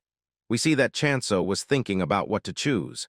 He had no idea what the promise of abundance did, but the communication skill would let him talk to animals and plants. But then he thought that if he chose that, Ari would surely feel betrayed and ask him in agony how he could break the chick's trust. For Doji, it was the same. The pig would promise revenge, along with the giant tree who was nagging Chansu. The tree had been bearing apples over 100 times a day, and now his shoulders were really falling off. The boy was terrified, thinking that this would not do. By just imagining it, and since there was also a saying that ignorance is bliss, he decided to never choose communication at all. While the goddess was looking at her apostle with glinting eyes, he chose the promise of abundance. And now all three creatures were crying, knowing that they would never communicate again, while Chansu wondered why everyone suddenly became gloomy. He decided to focus on the skill for now. Now he had decapitation along with promise of abundance. As there was no explanation, Chansu knew that the system was flawed and started thinking about what a promise with the goddess of abundance could be. He immediately took a giant apple and promised that he would offer the apples to the goddess. Then, as Chansu gave it to the goddess, she immediately backed away, turning around and making a pouty face. But as the boy sulked, we see that he got some more seeds for the apples, as the system told him that points used according to the skill would be summed up and returned. Chansu came to know that he just had to keep his promise, and even when the goddess did not eat it, he would still get the points back because his end of the promise was complete. It felt like quests that were given to him. He even made a promise that he would pinch Hamdal's cheek, and as it happened, the points went in once again. As the hamster was punching the boy's face, Chansu wondered if he should try one more time. Chansu promised that he would make Doji's belly, and hearing that, Ari was shocked, wondering what was going to happen to his friend. But then Chansu completed his sentence, that he would make it full, and he started giving apples to the pig, who was eating all of them with a nice grin. But as the points were not coming back, Chansu wondered if it was a bug and the system was not recording it. Then he realized that the little pig's belly was not full yet, even when the boy had given him over 10 apples to eat. The feeding was getting more expensive than the return, and our boy thought that he should stop, even if the principal was a bit wasted. But suddenly, someone came running toward Chansu, and we see that it was none other than Sujin herself, panting after running so much. Chansu wondered why the lady was back in just one day and if something was wrong. Sujin told Chansu that there was no time for questions and that he needed to quickly conquer and defend the block. Chansu was a bit skeptical, wondering if someone was going to attack, and Sujin agreed, telling him that they might, because the Emperor Apple's popularity had soared so much that they had limited purchases to one per person. But still, 5,000 people had already made reservations. Chansu's eyes bulged out as he heard this number along with Hamdal, who couldn't believe it. Sujin explained that people didn't care when they received it. They wanted the departmental store to send them as soon as they came in. Because of that, there might be raiders targeting the apples and the blocks, swarming toward Chansu's place. Since the area was an outside territory, there was no way to prevent crime there. It would have been different if there was proper backing, but things were not so simple. Hearing that, Chansu turned around, realizing that his only backup was the goddess of abundance, and if he lost, he would lose not only the goddess but the whole abundance itself. Sujin suggested that Chansu at least needed to conquer the blocks and install gates. The boy realized it, explaining that they should conquer surrounding blocks to create camouflage bases. That way, the distance to Sujin would also get closer, so she could protect them too. Even the girl realized that it was a good idea, knowing that if they conquered blocks and made gates, then movement ticket restrictions would also disappear. But Chansu still wondered why there were so many reservations piling up. This was not a normal situation at all. Sujin was surprised that Chansu didn't know, and she explained that the whole block was in chaos because of the Emperor Apple's effects. Chansu wondered what the effects were, and the lady explained that there were rumors that eating Emperor Apples made skill proficiency increase faster, cured diseases, prevented illness, cleared skin, eliminated fatigue, whitened teeth, helped lose weight, and improved memory. That was the rumor. Chansu was screaming inside and outside, wondering if Sujin was kidding. Because if that was true, they should just call the apple a mythical fruit named Panacea. Even Sujin pouted in disappointment, knowing that it was confirmed to be untrue. Even though she had some hope, it was still disappointing. But on the other hand, the boy wondered how this could even be possible. He decided to quickly conquer the blocks first and think later. But Sujin kept asking Chansu if this was really true with desperate eyes. Even when the boy got nervous, he denied it, telling her that these were just apples and nothing else. As the scene shifts, we come to the city hospital in the real world, where we see Rohan going inside and someone was following him. We see that he was some kind of photographer, thinking that he must have hit a jackpot today. Inside the room, a really handsome man was lying down with a tablet. His name was Hong, a grand alchemist, wondering how much longer Rohan was going to take. Rohan immediately put the hospital gift on the side table and said nothing. But Hong was shocked because that day was his discharge anyway. Opening the gift, Hong wondered if this was the same fabled apple. Rohan was not able to believe that the alchemist knew about it, but Hong explained that this was the apple Rohan had brought a bunch of after discovering something mysterious. Hearing that, Rohan realized the rumor had already spread everywhere. He straight up denied everything, telling Hong that it was all nonsense. The alchemist knew that his friend would say that, but as the man took one bite of the apple, he immediately felt the heavenly aroma of the fruit, telling Rohan that it was crazy. It felt like every taste and nutrition were packed to the limit inside the apple. Hong wondered if the other apples were this delicious too, and what the taste variations were. But we see that Rohan was eating the apples, and with a full mouth, he wondered if he was some god of cooking that he was being asked such questions. Hong realized that even with Rohan's senses, it was hard to know how people could have grown this.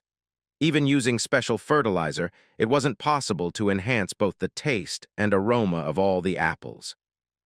As the boy noticed Rohan eating all the apples one by one, he screamed at his friend, asking why he was eating the apples from the gift, and why he had brought them if he wanted to eat them himself.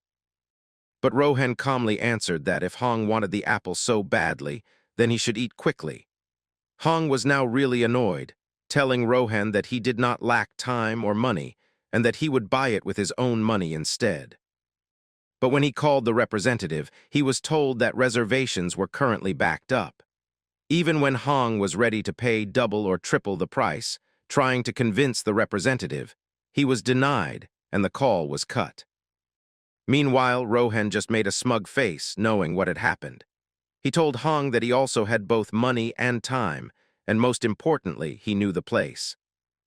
Hong saw that Rohan had completely eaten the apples and threw a pillow toward him, wondering if he was even a true friend for doing this, while Rohan just told him that it was his fault for not eating fast enough. Meanwhile, the photographer clicked a picture and circulated it. The next day, the rumor spread that the grand alchemist Hong was discharged immediately after eating the emperor apple. It became the headline, "The emperor apple that even cured the alchemist's side effects, truly a panacea." Meanwhile, we see that the owner of the departmental store was reading the newspaper, knowing that as he was already busy to death because of the false rumors, another one had now appeared in front of them. He wondered if someone was playing a prank on them, because these rumors were adding fuel to the fire, making the emperor apple the panacea when it was not. As the scene shifts, we come inside the abundance domain, where Chansu told the goddess that since he needed to go and claim the surrounding blocks, he was leaving tonight. Hearing that, the goddess immediately threw the potato she was holding. As the boy was telling Doji and Ari to protect the goddess, she turned pale, thinking that Chansu was leaving just because of a new skill that wasn't even a combat skill. The goddess knew she had to do something, so she started slamming her boy's shoes, trying to tell him not to go because it was dangerous. But on the other hand, Chansu wondered why the goddess was acting like that. Suddenly, something struck his mind as he wondered if it was finally time for something. The hamster was looking at the boiled potato while Chansu realized that the potatoes and apples were all just carbs, and the seeds were actually plant-based proteins.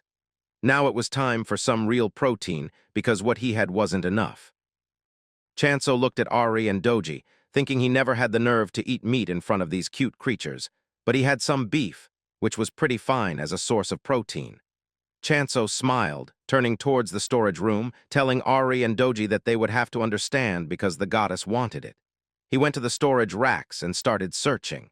Finally, his whole face started glittering as he found the premium beef he had ordered before. Since Chansu had never seen real meat before, everything was exciting for the boy.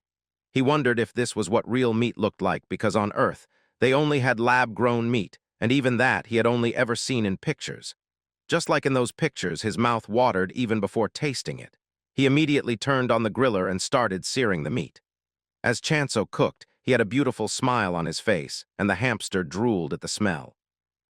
Chansu knew that just the aroma of natural meat was far better than lab-grown meat.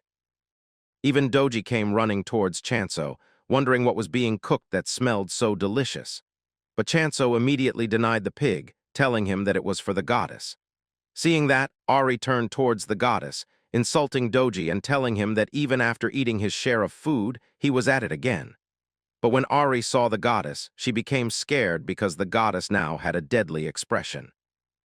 The chick wondered if the food wasn't enough and ran toward Chansu, trying to tell him that the goddess was still hungry and that he should check. Chansu told the chick that the food was almost ready and would take just a few more seconds.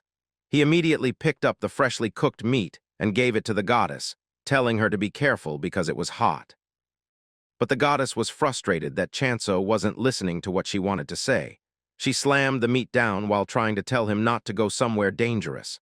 On the other hand, Chansu wondered if the meat was bad or if there was some other reason she was mad. But the meat couldn't taste bad since he had just bought it. Even when he tasted it, it was really good, yet something felt off. As he realized what was missing, Chansu felt sad because the meat didn't have the same punch as the apple. He thought maybe that was why the goddess didn't eat it and was angry with him. We see the goddess crying while Chansu had a heart attack thinking she must have disliked the taste. But all the goddess wanted was for Chansu not to go somewhere dangerous.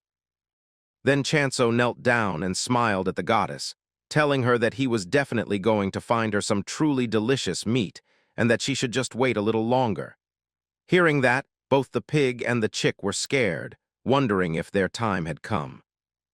As the scene shifts to night, it was midnight. Both Doji and Ari were sleeping, dreaming about something horrifying, while the goddess was still awake as the hamster snored. The goddess sat sadly, looking at the piece of meat she had thrown away. The scene shifts again. Chansu was nearly at the edge of the block, looking at the forest and a thin line that protected it, realizing that this was the border of the block. It was nighttime, and everything shimmered under the moonlight. Even though it looked endless from afar, the space itself was rippling, and the border was quite visible up close. As Chansu touched the border, a system notification popped up, asking if he wanted to travel to Block 35N, 10E finally. Chansu decided he should go, and the system started loading everything according to the new block, even giving a tip that movement tickets reset daily at midnight. Chansu was shocked, realizing that the system even gave him tips when crossing blocks. But as soon as he crossed the border, the lantern broke and the boy panicked, wondering what had happened to it. He quickly fixed it again and looked around, realizing the area was filled with giant trees, as if he had entered a literal forest, or rather, a jungle. Chansu knew this place was completely different from his domain. As he started moving, he saw some flying creatures and was shocked. Looking closer, he realized they were swarms of small flies attracted to the lantern light. But up close, he noticed they had sharp fangs and crimson eyes, ready to devour anyone in their way. They were too large to be mosquitoes and definitely not to be taken lightly. He ran as fast as he could, taking out his scythe, wondering why there were so many bugs. Since they were too small, Chansu realized he couldn't even use decapitate or mass decapitate on them. He had no chance of fighting, so he immediately turned back, knowing it was the only option. But as he was about to touch the border of his zone, he saw multiple immortal demons coming out of it. Chansu wondered why they were inside another block. At first, he thought maybe they had come to protect him, imagining that perhaps the immortal demons believed only they were allowed to defeat him and would fight anyone else who tried. However, Chansu dodged every one of them and ran away, realizing his imagination was surely wild and too optimistic. But as he turned around, he saw the immortal demons actually fighting the bugs. The bugs were swarming only onto the demons due to territorial invasion. Chansu stopped, realizing this was his chance, and immediately used asterisk mass decapitate on all the remaining immortal demons, knowing it was time to fall back. Even when the demons tried to catch him, he touched the barrier and wished to the goddess to return. To his success, Chansu was back in the zone of abundance, knowing it had been too close. A second's delay could have cost him his life. Suddenly, a tip popped up that changed everything. It said that defeating evolved monsters grants bonus points. Chansu wondered if his hypothesis was true, that he would get bonus points for the monsters killed after defeating these bug monsters. If so, this was a total point jackpot. He knew this changed everything, and since his regulars were also leveling up, he couldn't even be mad. He was gaining insane amounts of points and bonuses for defeating them. The boy was happy with his trusty weapon in hand. The scene shifts to reality, where the store manager was furious because complaint calls had been driving him crazy. Even Sujin was terrified, wondering when the issue would be resolved. The Emperor Apple rumors were getting out of control. Even though it was good marketing, they couldn't let the rumors spread further. The departmental head immediately told Sujin that now no one would say a word about the Emperor Apple, no interviews, no answering questions, nothing. Every question about the apple would be met with total silence. Sujin wondered if they could even do that since it would cause total chaos afterward. But the store head said firmly that they wouldn't say a word, even with a knife to their throat. While he explained that reporters needed to learn their lesson, Sujin noticed someone behind him and turned pale, trying to stop the store head from talking. She asked if he was really serious about keeping silent even if someone literally put a knife to his throat. The departmental head was shocked by Sujin's behavior, thinking she was being childish and asking what kind of stupid question that was. But then he realized someone really was behind him and wanted to tell him he was wrong.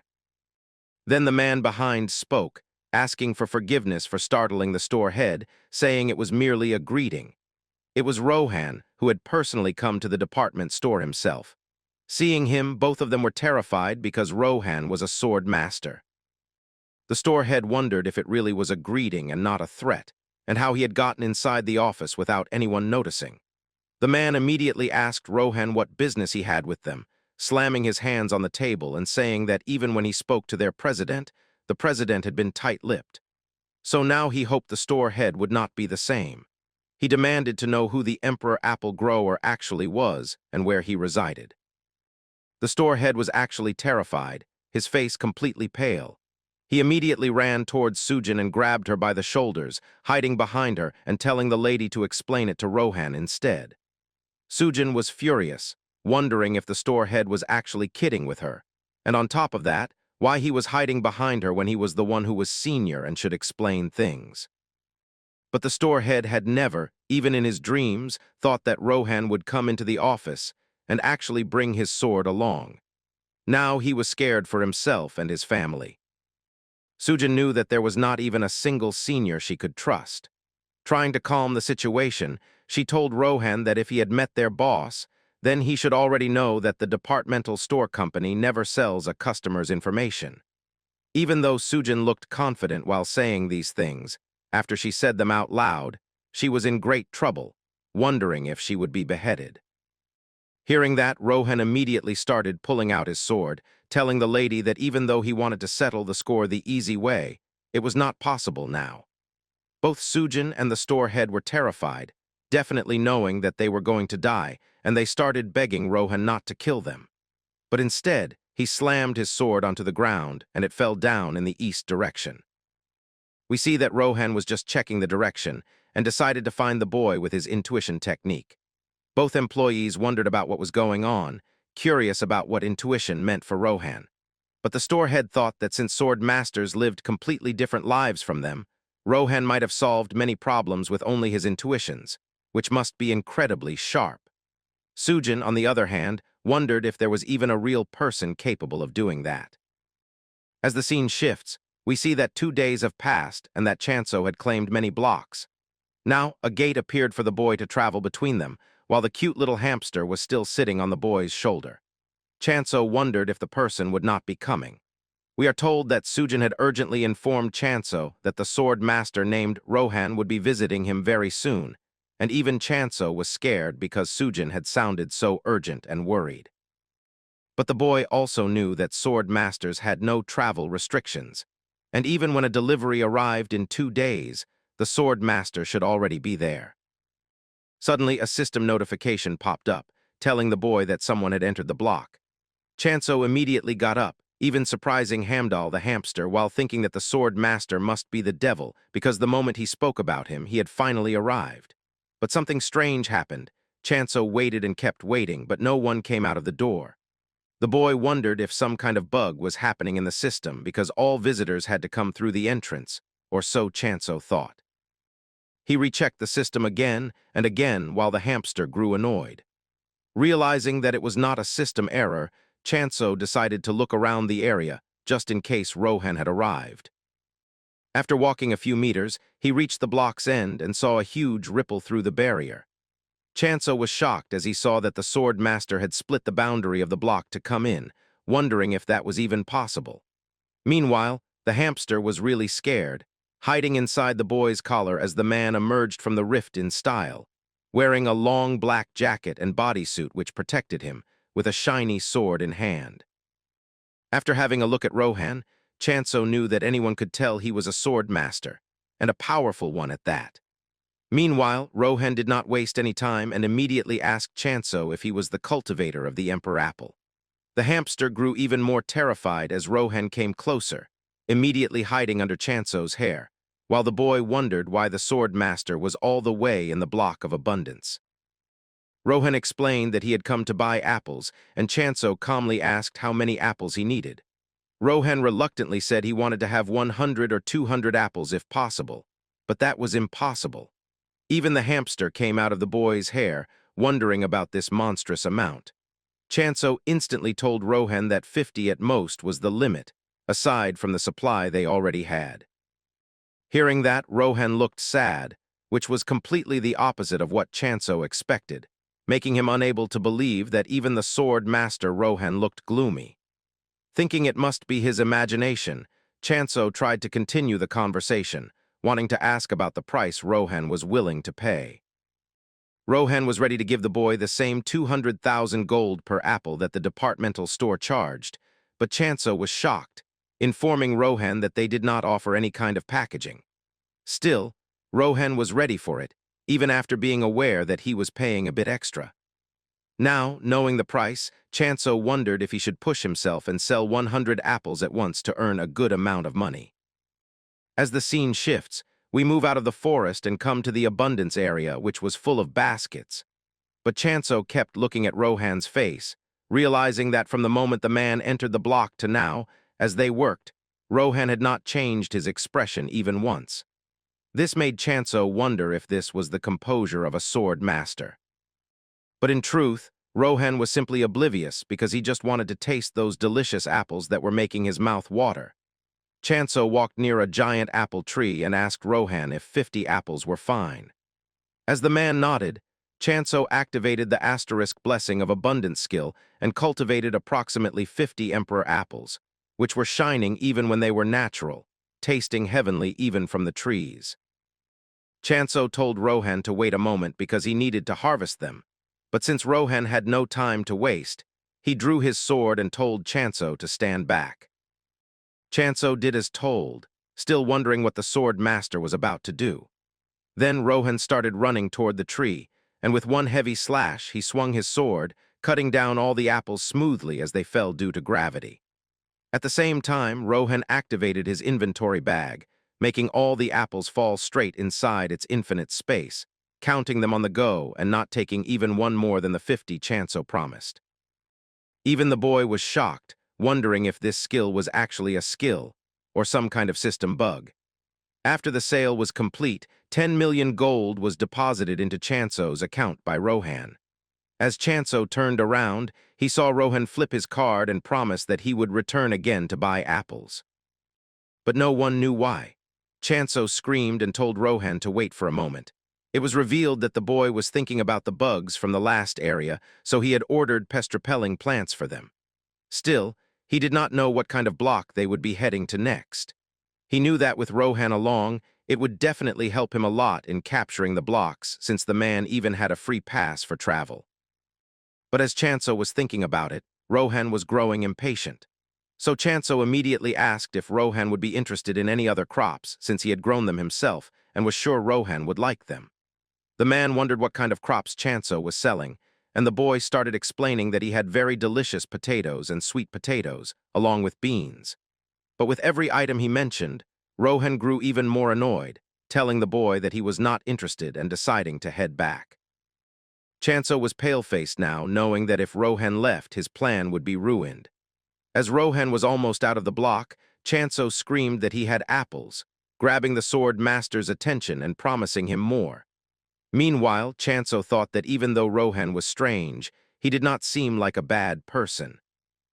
So Chansu decided to make a proposal, telling Rohan that for a smooth emperor apple supply, he needed to secure another block, and as payment for the apples in the future, Chansu would like to seek Rohan's help in securing the blocks.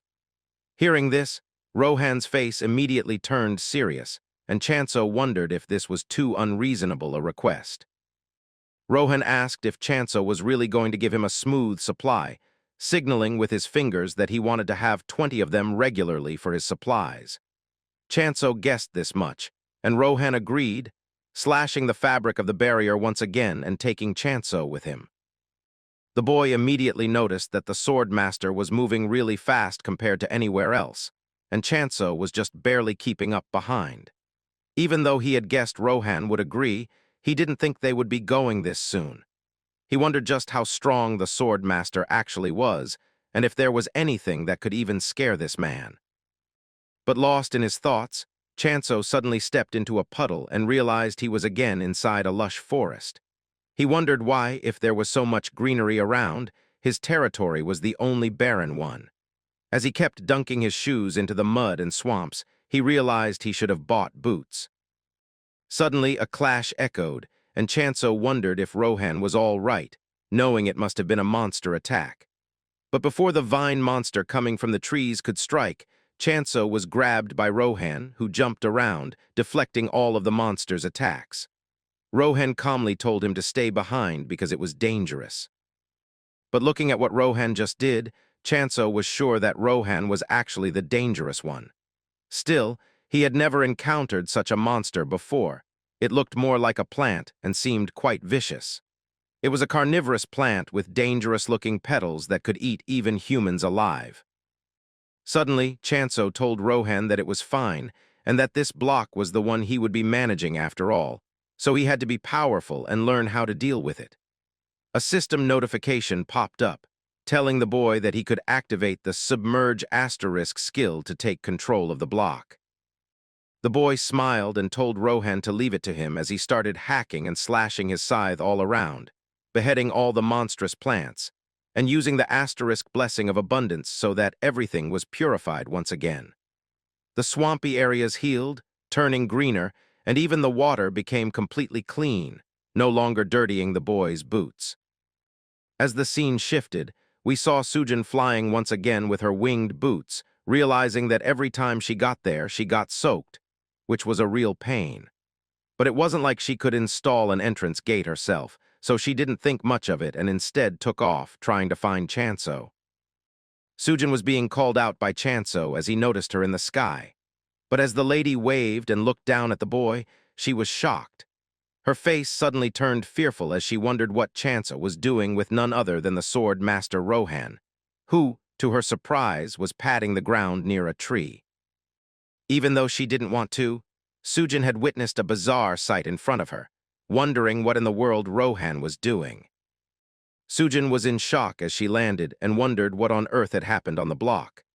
Chansu just smiled and replied that, due to the suggestion of the lady, they were occupying the surrounding blocks, and he figured he would greet her and occupy one at the same time. But Sujin was not worried about occupying the blocks. When Rohan turned around, she heard that her shouting was not helping, so she started whispering, wondering why Chansu was hanging out with Rohan. Hearing that, Chansu remembered a flashback. After finishing off all those plant monsters, Chansu was actually worried that Rohan had been waiting for a while for the apples. But the man decided to finally speak, telling the boy that he was curious about the taste of the apples that would be grown in the swamp. However, that was obvious because Chansu thought that since there was no proper soil to plant trees, there would be no apples. It was all puddles everywhere. But Rohan just took out his sword once again and in one fell swoop, swung it to push away the puddles, immediately clearing the soil beneath them, which had been there but not visible due to the water. Chansu was breathless after seeing this, realizing that this was what people called a once-in-a-lifetime moment. The soil was completely free of impurities and puddles. Knowing that the land was now cultivable, he shivered while telling Rohan that since they would probably be seeing each other often, they could speak comfortably with each other. After planting the tree, Chansu used the blessing of abundance so that the plant could grow into a tree.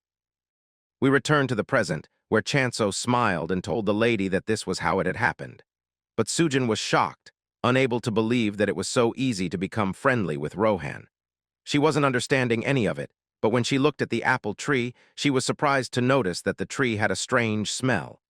Even though the soil had been cleared, the block area still made the whole tree smell like swamp and mud. Even though it was a bit off, it didn't bother Chansu at all. Sujin, however, distanced herself while the boy explained that maybe the smell was because of the environment, but the apples actually had twice the taste and aroma, except for the foul smell. Depending on where Chansu injected the growth points, the flavor also changed, so he was still experimenting. Chansu calmly took out one emperor apple and wondered if the lady would be willing to try one. But since it smelled bad, the lady decided to pass. Just then, as she was stepping back, her legs touched something. When she looked down, she realized it was the ostrich buttweed monster. Chansu was shocked after hearing such a hilarious name for such a dangerous monster. Sujin thought that the ostrich buttweed monster resembled an ostrich in both behavior and backside and only moved at night. It was notoriously hard to capture, not to mention defeat. Yet they were lying there lifeless. Seeing that, Sujin took out a test tube from her bag and dropped a few ounces of the monster's sap into it. She realized that the condition was good and wondered why it was so fresh when the body should have decayed. Looking at the fine amount of liquid she got, Sujin wondered if Chansu had hunted these ostrich buttweed monsters by himself. Chansu agreed reluctantly, but the lady still questioned whether Rohan had helped him or something. Chansu disagreed, telling her that they were quite easy to defeat. Hearing that, the lady immediately put the test tube inside her bag and twisted the boy's hand excitedly, telling him that he would have to sell them. Even though it wasn't Sujin's specialty, she was sure they would fetch a high price. But Chansu screamed as a cracking noise came from his hand, having no chance to escape. He immediately agreed to sell them, and hearing that, the lady let go of his hand. Chansu wondered if it was broken or not, while the lady, feeling happy, turned towards the boy, thinking that he was skilled in both combat and farming. Now he even had a swordmaster by his side who enjoyed emperor apples. Sujin remembered that from their first meeting, Chansu had been completely beyond common sense. But she was really glad she met him, because she got 100 emperor apples along with man-eating plant sap, and soon some new crops too, which would make her even richer and more reputable. Meanwhile, we see Chansu calling out to Sujin again and again. As the boy screamed, the lady was startled, wondering if something had happened, immediately blushing as she realized she had been daydreaming. Chansu asked if Sujin had brought the supplies he ordered, since he had to cultivate the pest-repelling plants and build a new house before he returned to the original block. Sujin was still blushing, hurriedly taking out her bag and the supplies she brought. While Chansu wondered why the lady was so flustered, she took out the pest-repelling plant seeds along with the building construction kit. The boy told her to wait a moment, and after a few minutes, a mobile home for adventurers was ready, along with pest-repelling plants including pyrethrum, peppermint, and catnip. Sujin was shocked by what she saw because even though the building kit made sense, Chansu was growing plants instantly that would normally take months. She wondered who he actually was.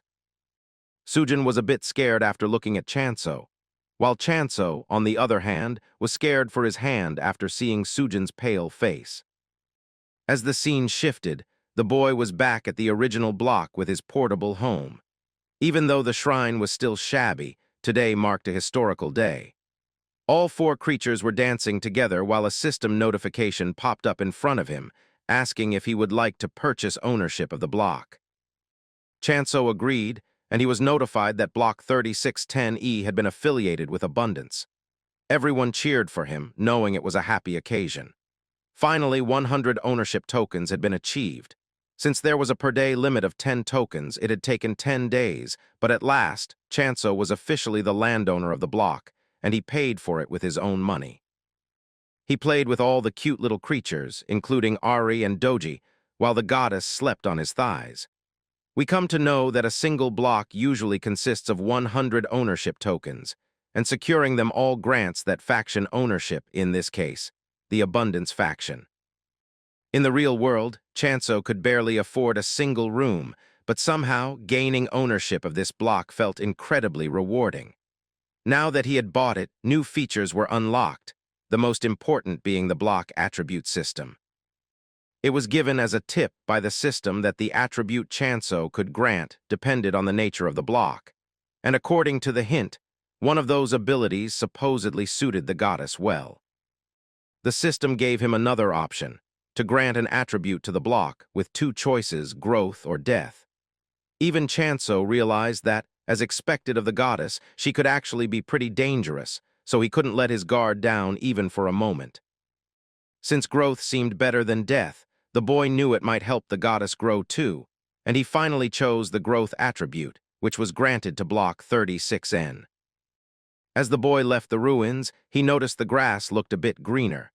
Even though not much else had changed, all the creatures seemed energetic and active, while the goddess's skin was shiny. Seeing them all so cute, Chansu decided he would upgrade this attribute whenever possible. Suddenly, a status window popped up, and Chansu read that the listed effects were growth for flora and fauna, skill growth, and spawned monster growth. This was enough to cause chaos in his mind as he wondered if all the immortal demon monsters would also become extremely powerful. The scene shifted to a desolate area once again, where Chansu came with his trusty weapon. Due to the drastic attribute, there was both good and bad news. The bad news was that the immortal demons had already gained the growth effect and were coming at him again. The good news was that they were still manageable for now, and he could still defeat them in one go with the mass decapitate attack. The growth attribute had also boosted point rewards, giving Chansu even more. But as he turned around, he suddenly saw Swordmaster Rohan there. The boy wondered when Rohan had arrived, and the man replied that it was just now. Chansu nagged Rohan for still not being able to drop the honorifics. even though Rohan was still getting used to it. Not wasting any time, Chansu realized that Rohan coming to see him meant he had run out of apples. But Rohan told Chansu that run out wasn't the right word. It had been less than a week since he bought his second batch. Chansu was really worried, wondering if one day he would see a headline saying Swordmaster Rohan died from eating Emperor apples, since he consumed over 10 a day. Chansu dismissed the thought and asked how many apples Rohan needed this time. Rohan gave the same answer, the more, the better. Chansu informed him that the flavor had changed slightly due to the block's new attribute, asking if that was okay since they tasted a bit different. When Rohan said nothing, Chansu decided to let him sample them for free. Rohan agreed. The scene then shifted to the apple tree, where, on a peaceful afternoon, every creature along with the goddess was enjoying a picnic. The whole group looked happy and peaceful, but the narrator wondered if they would still be smiling when the next event arrived. As the scene shifted again, we saw Chansu and Rohan approaching the tree. The creatures were shocked as the goddess hid behind the giant doji. Chansu wondered why the goddess and everyone were present in the new block.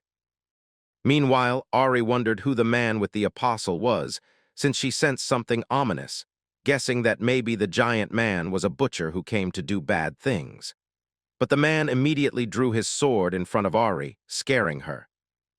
Rohan told Chansu seriously that he was lucky to have such interesting familiars with him. But as the swordmaster drew his sword again, Chansu screamed for him to wait, yet the man didn't listen and swung his sword in one fell swoop. Acting on instinct, Chansu immediately got down and protected all the creatures, ready to take the hit himself. He was shocked, however, to see an apple fall in front of him, followed by many others. Chansu realized that Rohan was just trying to harvest apples. He wondered if it would kill Rohan to warn them first. Chansu thought maybe Rohan hadn't realized the goddess's presence yet, and since he called them familiars, that made sense. But Rohan suddenly spoke, telling Chansu that once he swung his sword, he knew the block had the growth attribute. Rohan wanted Chansu to let him stay there, saying he was even ready to pay while he trained on the block. Chansu was shocked, wondering what kind of payment Rohan meant and how much it would be. Rohan, with a serious face, told him he would pay approximately 10 million won per month.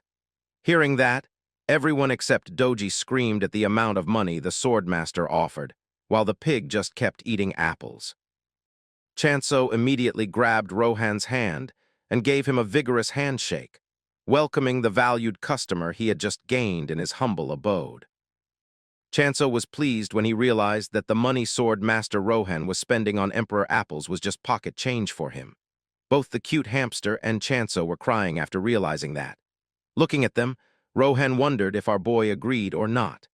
Chansu instantly agreed to it, but still wondered how dangerous the training of the sword master actually was. He thought that maybe the training would split the ground in half or make the sky and earth collide. Rohan calmly refused all these wild claims, but our boy still continued to wonder if the training would involve objects smashing and flying around. He quickly denied it but remained curious.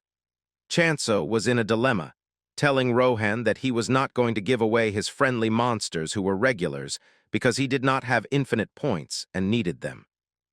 After Rohan wanted more Emperor apples, the man reluctantly disagreed with whatever Chansu said, telling him that he did not need anything. Instead, he pointed to the corner of the block, telling the boy that he should just give him a little space in that corner. Chansu wondered if it would really be enough for training for such a high-level sword master, and Rohan just nodded. After thinking for a bit, Chansu decided that if Rohan was fine with it, then there was no problem. But suddenly he stopped Rohan and said there was something else he wanted besides money.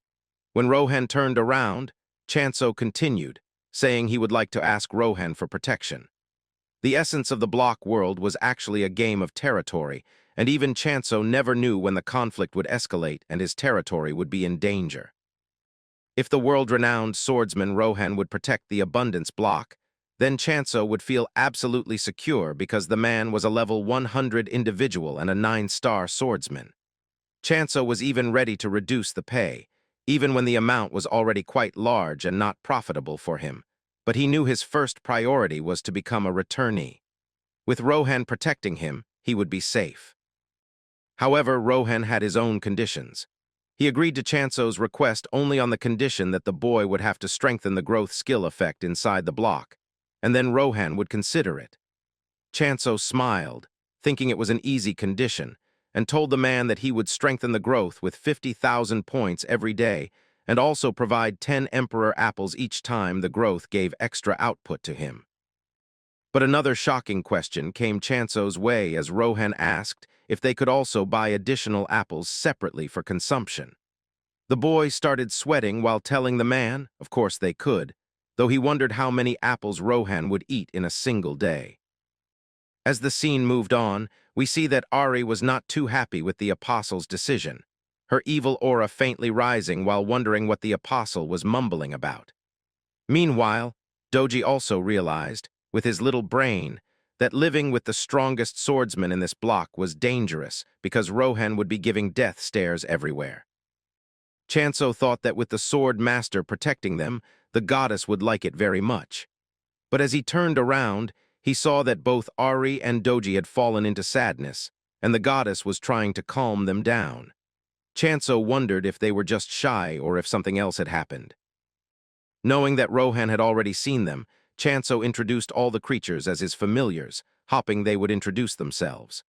As Rohan approached them, Chansu told them they should greet the sword master too. But the goddess, along with the poor little pig and chick, turned pale, terrified by the man's deadly stare. It was so bad that Ari grabbed the goddess's hand and ran away with Doji as fast as they could. Rohan looked disappointed by the creature's behavior, so Chansu tried to calm him down, saying they were just shy and would take time to warm up. But suddenly, Chansu turned around and told Rohan that he had a first request to make. As the scene shifted, we came to the 35N and 9E carnivorous plant block, which had been completely cleared with just one swing of the sword master's blade. Chansu was collecting the apples, and even though Rohan was helping, he was eating them instantly. Looking at that, the boy wondered if Rohan had some kind of apple fetish. Changing the topic, Chansu announced that if Rohan bought the remaining rights to the block, it would become the land of abundance and even more profitable. Chansu was about to agree to the contract of abundance and the block when Rohan suddenly took out his sword and told Chansu to be alert because something was lurking around. As both Chansu and Rohan looked around, the man spotted something, and Chansu turned, wondering what it was. Both men were shocked when they saw a cute little black cat rolling around on the ground. They had expected everything but not a cat. Since Chansu had never seen other animals around the block, he realized it must be a friendly familiar like the cute little hamster. The cat looked so playful that she didn't seem dangerous. Even when Rohan told Chansu to wait, not feeling right about it, Chansu still started walking toward the cat, saying she seemed surprisingly calm and cute. But as soon as he touched the cat's fur, its color changed, and it started scaring Chansu. Rohan turned around, knowing he had been right all along. Chansu was terrified as the cat began emanating a deadly aura. He immediately hid behind Rohan and opened his system to find out what it was. It turned out that the cute little cat, now angry, was actually the apostle of negativity and had declared war on the block, all because Chansu had touched its fur without permission. Chansu was almost crying while asking Rohan if such a cute cat could really be the apostle of negativity. Even Rohan was confused, wondering what nonsense Chansu was talking about. The boy explained that somehow he had declared war with the apostle of negativity and that the cat was angry because he had touched it. Still, he couldn't comprehend how the cat suddenly went to war, and now his life had become a struggle with this cute little creature. Rohan immediately told the boy to stop crying and get ready to fight, because once the apostle of negativity declared war, soldiers would soon appear through the block boundaries. And of course, they would all be humans since they would get quests out of it. Chansu's face turned pale as he realized what that meant. Killing monsters was one thing, but killing humans, even in this world, was horrifying. It would be like genocide. Rohan explained that while they could kill the human invaders, they would also resurrect in the shrine. Chansu didn't believe it at first, but Rohan said that even though the negativity faction could be killed, they could respawn like at a safe point. Chansu knew that the shrine was where he had kept the goddess along with his other familiars, and if someone slipped up even once, it would be game over for him. Still, he had no choice but to protect the goddess of abundance. Deciding to give it his all, Chansu took out his trusty weapon, flames burning in his eyes, wondering if Rohan would help him in the fight too. The sword master agreed to assist if it became necessary. Hearing that, Chansu hurried to prepare. As the scene shifted, a giant blue portal opened directly over the abundance block, and multiple undead poured out carrying various weapons. Behind them were 3 humans in a team. One of them, with wavy hair, called out to the Emperor Apple Grower through a microphone, daring him to reveal his form.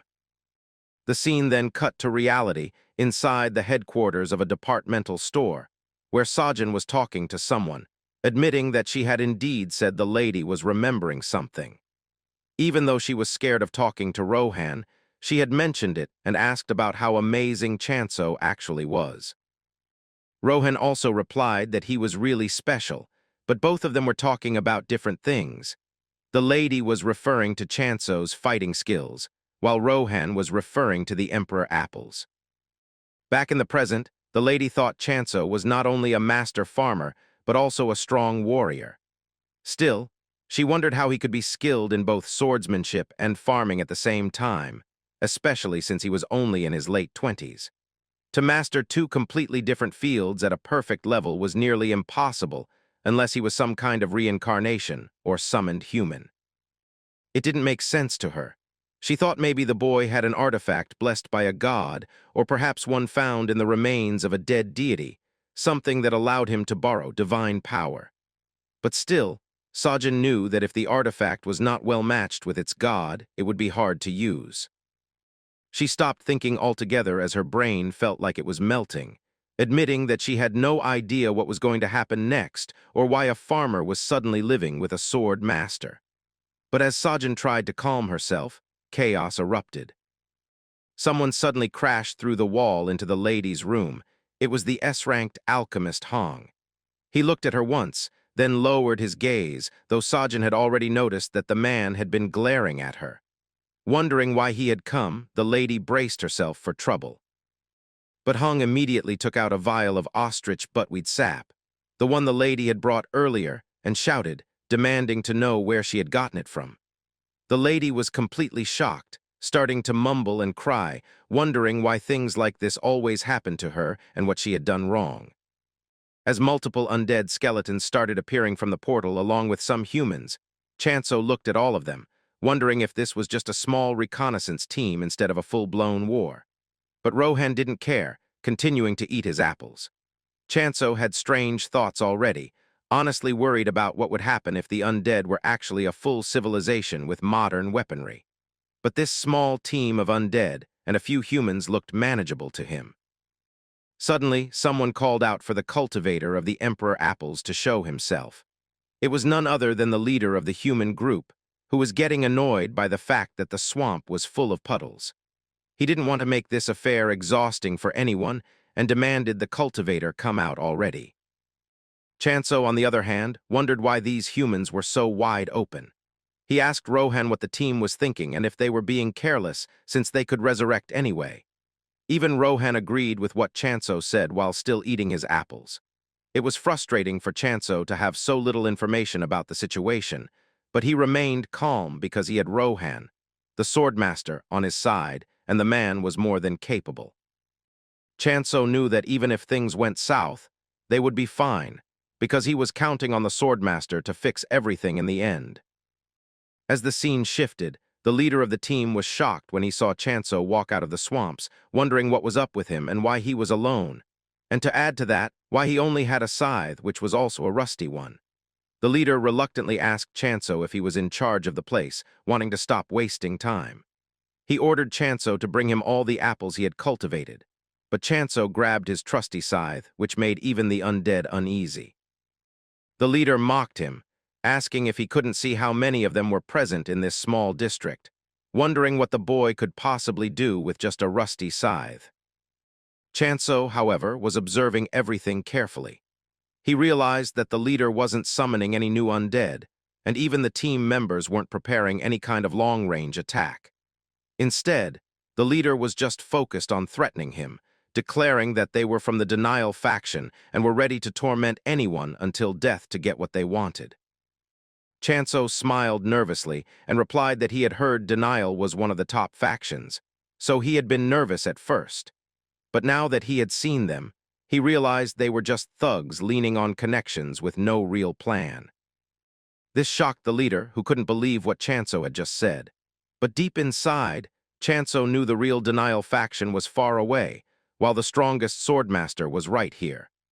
Now the team leader was angry, warning Chansu that this was his last chance and demanding he bring the Emperor apples immediately, or else things would get bad. But Chansu interrupted, telling the man that if he wanted apples so badly, he should go to a department store and not cause a scene here, because it wasn't ethical or professional at all. The leader continued to threaten him, asking if he was ready to face the consequences, but Chansu went full savage, saying that the leader asked too many questions without anything to show for it. He told him that if he wanted someone to answer every question he had, he should go ask his mom, but then immediately apologized, saying that there was no way his mom was in this world anymore. That was enough to completely shatter the leader's morale. Even the other team members were stunned, wondering how someone could say something like that. It was harsh, and Chansu shouldn't have crossed the line by joking about the leader's mom, even if they had invaded the space. Realizing what he had said, Chansu tried to clarify, apologizing and explaining that by this world, he meant the dispatched world, not the real one. He wasn't trying to insult him, but just stating a fact. But it was too late. The leader was infuriated, ordering all the undead to skin Chansu alive. Even though Chansu kept explaining that it wasn't what he meant, he knew it was useless now. The scene shifted to the alchemy headquarters, where Sujin was being interrogated by Hong, who wanted the lady to tell him one thing, whether the poisonous sap had been extracted by Rohan by any chance. When Sujin disagreed, Hong pressed further, asking if any other master had done it. But as Sujin refused to disclose anything, Hong realized he was being hasty. Client information was supposed to be confidential. He apologized for asking unnecessary questions to a lady because of the special labor costs, wondering if the staff would still sell as normal and at no additional fee. Sujin was shocked, wondering if she should charge more for the sap, but Hong told her not to mind it, realizing it was a relief. He told the lady they couldn't keep receiving supplies if they included a master's labor cost. But deep inside, Hong knew he couldn't just let this go, because the ostrich grass monster's sap had a high degradation rate, making it difficult to maintain purity, along with the challenge of harvesting it in the first place. However, the sap Sujin had brought from Chansu maintained a higher purity than any they had seen before, making it the purest ever in the real world. Hong didn't know what kind of miracle the lady had performed, but he took out a contract and gave it to Sujin, asking if she could continue supplying the poisonous sap to them. Sujin was reluctant, telling Hong that she would have to ask, but still agreed.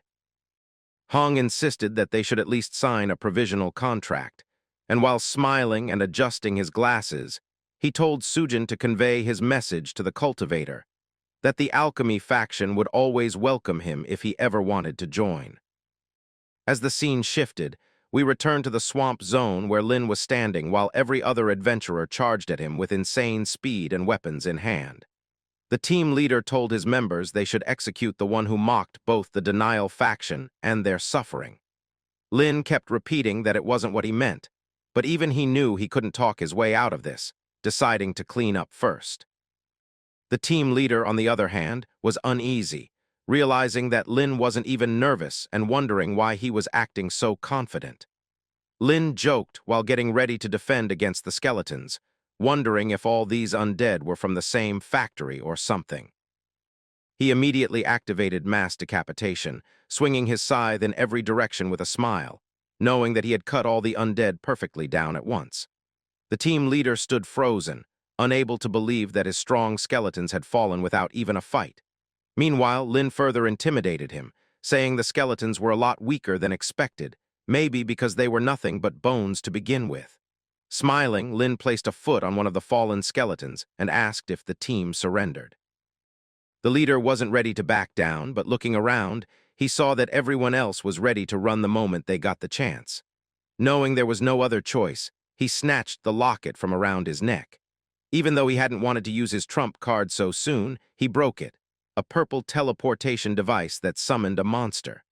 As a teleportation circle appeared on the ground, the leader called out his monster, Heracles. A hulking undead creature with both a human and lion head appeared before Lin. Without hesitation, Lin remarked that the leader should ask the original owner's opinion on that copied name, since now he couldn't complain if he got sued for defamation for making something so ugly out of such a famous name. The leader maintained his fake smile, telling Lin not to insult his masterpiece, claiming it was the ultimate weapon, worth 30 million gold and 100,000 points. He immediately ordered Heracles to tear Lin to shreds, but Lin stayed calm, calculating what 30 million gold and 100,000 points meant, about the price of 200 emperor apples. Just as the ugly monster attacked, Lin countered and evaded every strike. When the monster lunged desperately, Lin thanked it for coming down to his size, and as soon as its head came within reach, used decapitation, cutting the head clean off. The leader was devastated. His Heracles, the culmination of 10 years of work, was gone. He turned toward a girl with purple hair, asking why she was just standing there watching. The girl, named Kim, the apostle of denial, reluctantly told him that he was the one who stepped up so confidently without gauging the enemy's strength, and now had no right to complain. Even when she decided to act, she demanded extra payment for it, since her role was only to guide, not to fight. Meanwhile, Lin jumped away from the monster's ugly body, wondering if this fight was finally over. Even for him, a three-phase battle was a bit much. But then he saw Kim stepping to the front, even though her role was supposed to be in the back. Suddenly, Kim did something unexpected, as the system started warning Lin that the upper-end apostle was using a skill named Denial of Life, which would place a curse upon him. Reading the notification, Lin realized the girl had been planning to step in all along if things turned dangerous. As Kim Soy was using her powers of curses on Chansu, the leader was claiming it as his victory, telling the boy that he should have known better, that this is what happens when someone messes with the denial faction.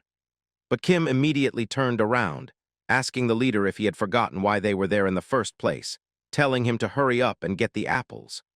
The leader sighed and started running away from Chansu, telling the boy that he would avenge Heracles soon enough. As the leader ran through the block, he started smelling a hint of apples and knew that the emperor apples were kept somewhere around there and that it was only a matter of time before he found them. But before the leader could reach the place, Rohan encountered him and started moving around in circles, confusing him. The man wondered who was there and if someone else was hiding nearby. Suddenly, Rohan jumped at him with insane speed from above the bushes. The leader looked around, trying to find him, but before he could even react, he was struck. His neck was cleanly cut through without even a mark of struggle. As the scene shifts, we come to the real world once again, where we see that Chansu was suddenly teleported there, holding his head as it throbbed painfully. He wondered what had happened since he had just been fighting the denial faction, but now he was back in the real world, on Earth. However, this place was completely different from the one he remembered. It was normal and developed, nothing like the world Chansu knew. There were even children running around, something he hadn't seen in ages. Suddenly, two people called out to him, and as he turned around, he saw that it was the voices of his mother and father, who asked where he had run off to, saying they were worried about him. The boy couldn't help but cry after hearing the voices of his mom and dad. He ran to them and hugged them tightly as they embraced him back. Crying profusely, he told his parents that he had missed them so much, asking where they had been all this time and if they were going to leave again. But hearing that, Chansu's mother let go of him and stopped hugging him. The boy smiled through his tears, confused, asking where his parents were going. But without saying anything, they turned and slowly walked away, disappearing into the horizon, even as Chansu screamed at them not to leave him. They didn't listen and continued walking away. Suddenly, Chansu was grabbed from behind and woke up in the dispatch block, opening his eyes in shock while still crying. Someone was telling him again and again that it was just the woman's trick. It was Rohan, trying to calm Chansu down and telling him not to be affected by the apostle of denial's illusion. We see that Kim was heavily injured, wondering what a sword master was doing in a lowly place like this. Chansu got up and took out his weapon, looking at the lady with anger and trembling with killing intent. He was so furious that Rohan also drew his sword, and before the boy could do anything, Rohan intervened and finished the lady off himself. She disintegrated into slimy mud that covered the ground. Chansu was still shaking, but was glad that he was stopped. Rohan wondered if it had been a mistake for him to step into the fight, but Chansu wiped his tears and told him that it wasn't inappropriate at all. He thanked Rohan for helping him and said they should head back since he wanted to clean up later and calm down for a bit. Rohan asked what Chansu planned to do after this attack, and the boy said that he was going to become the strongest faction in the world by taking all the surrounding blocks under his control. He asked if he could continue to count on Rohan's help.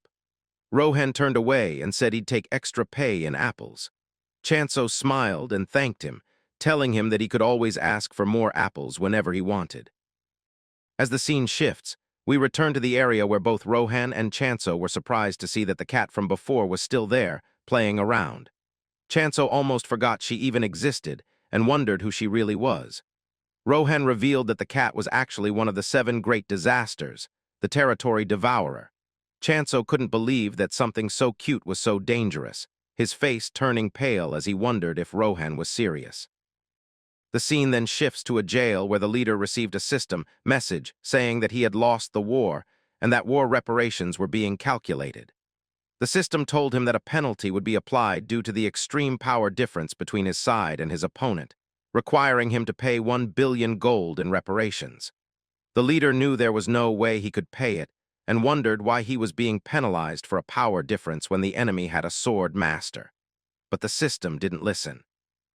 When he tried to deny the penalty, it was automatically transferred to the entire denial faction. The leader froze in horror, knowing he was completely ruined if the higher-ups found out. He screamed at the system to wait and said he would pay no matter what, but it was too late. As he turned around, multiple skeletons appeared, their eyes glowing crimson and filled with killing intent. They grabbed the man and slammed him onto a chair as he struggled desperately, wondering what was going to happen. Suddenly, a cold, feminine voice said that if he wanted to crush someone, he should do it properly and mocked him for the pathetic mess he had become. The leader looked up to see a woman standing before him. Her presence was terrifying. She was Choi, the 471st apostle of the denial faction. She told him that he'd better explain what had happened if he didn't want to suffer a fate worse than death. From the look on her face, it was clear she was sadistic. The leader immediately shouted that he had found the emperor apples and the farm where they were grown. Even Choi was surprised, wondering if he was lying to save himself, but he kept screaming that it was true. He said that Rohan, the sword master, was there to protect them. Choi thought for a moment. If a sword master had fought with them, the reparations shouldn't have been so high. The system couldn't be wrong. The leader started rambling that maybe Chansu was the disciple of the sword master who had defeated the undead, and the same thing had happened to Kim. Hearing Kim's name, Choi started laughing, realizing that the woman had been there too. She guessed that Kim must have entered as a mercenary or a guide. Then she stood up and walked towards the leader menacingly. The man screamed for her to stay back, but Choi ignored him. She grabbed his face and said that she had an idea. Since a farm couldn't be run by just 2 people, she activated a negotiation with the leader, telling him that he would take them all with him and make them work, dead or alive. Until the negotiations were complete, all the losers would be held as prisoners under her control. The leader screamed, saying that Chansu would never let outsiders onto the Emperor Apple farm, but Choi smiled and said that he would let the leader in otherwise. He could find out what happens when a human is turned into an undead. The man froze in terror as she told him that if he didn't want to find out firsthand, then he should do exactly as she said. After the fight was done, Chansu wondered what exactly the cat was, and Rohan explained that it was one of the 7 calamities named the Domain Devourer, which shocked Chansu to the core as he wondered why such a cute little cat was called a calamity. He immediately hid behind Rohan, and the man told our boy that it would be fine, because if the calamity were hostile then they would already be in trouble. Chansu wondered if the cat had any kind of bad intentions, and Rohan explained that if this were the case then the cat would have already devoured Chansu's ownership, while the cute cat was rolling around with a leaf in its hands. Chansu was sweating profusely, wondering why a cat would eat ownership, and if it was something that any creature could eat. He immediately opened the system window, knowing that his ownership was intact, and sighed in relief. While Rohan was having a bite of the emperor apple, he realized that the cat did not seem to be after his ownership, wondering why it came here in the first place. But then Rohan gave the obvious answer. The cat came because of the catnip. Hearing that, our boy was hesitant, knowing that it was only a calamity in the form of a cat and was not even its real form. But when he turned around, he saw that the catnip plants were completely destroyed. So the boy decided to use his blessing of abundance to grow the flowers once again. This was enough to make the cat happy, and after this happened, the cat was so happy that it started rolling around our boy. But Chansu was careful and did not want to do anything wrong. Then the cat started glaring, and Chansu wondered if the calamity was asking him to pet it. It felt different from the cute hamster he had, so he hesitated, but still Chansu decided to do it and petted the cat's head, making it feel good. But the boy still decided not to let his guard down because the cat was just looking cute, but it was still a calamity, so it must have a terrifying true form that would reveal itself later and maybe Chansu would have to survive. But then Chansu had an idea, and he immediately told the cat that if it protected his treasure, then he would give it all the catnip it wanted. Wondering how this sounded to the creature, he was shocked when the cat immediately agreed.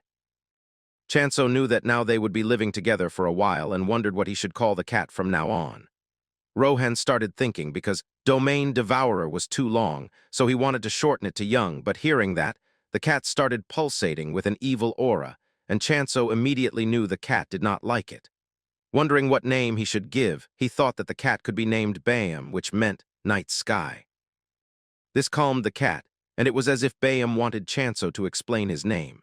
The boy explained that it was because the cat's fur was shining like the starry night sky, and the cat had eyes that reminded him of a wise moon, hence the name Bayam. As the cat calmed down and started licking its paws, Chansu smiled, happy that it all worked out. But now Rohan was sad, wondering what was wrong with his name, Young. Hearing that, Chansu was stunned, not able to believe that Rohan was also affected by something. But then suddenly he got a notification about how he had won the war, and as the victor's privilege, 1 billion points in reparations had been granted. This shocked the boy to the core, and he turned toward Rohan to share the happy news. But another notification popped up about how the corruption faction required negotiation of the prize, and until the negotiation ended, the loser became the victor's prisoner. But the boy did not care about anything like that. He just wanted his billion back because it was a lot of points and meant a lot of money in real-life terms. As the scene shifts, we see that the boy is back at the castle ruins once again, where the goddess was sleeping along with Ari and Doji, and of course the cute little hamster Hamdal. The boy was thinking that when he was first dispatched to this place, he was scared of many things, but thanks to the cute little creatures, he had been happy. He also shared that he actually met his parents today, and even when it was just an illusion from the curse, he was still happy because he had really missed them a lot. So the boy had already made up his mind that he would make abundance the strongest faction in this world, no matter what it took, and he was definitely going to restore the goddess's true form. Even when the boy thought that the goddess was sleeping, she was listening to everything with her eyes closed, and even she got emotional in her ginseng form. The scene shifts to the next day, where we see that Chansu was having an argument with Rohan, wondering if the man was going to keep this up because he could not understand how a person could only eat apples and nothing else when Chansu had prepared so many things for him to eat. The boy wondered if Rohan did not know about balanced nutrition, in which they needed proper carbs, proteins, and fats. But as Chansu stood up, Rohan thought the boy was stealing his apples and hid them away like a child. The boy knew it was useless and calmed down, telling him there were plenty of other tasty things too, which all the other creatures were eating, but Rohan was not trying to eat anything other than apples.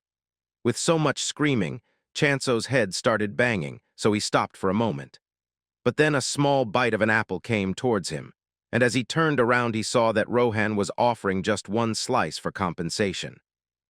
The boy screamed again, trying to explain to the man that it was not what he wanted to eat, because he was the one who grew them and could eat them any time he wanted. But Chansu decided to forget it, wondering why he was even worried, because Rohan was a swordmaster and he would manage.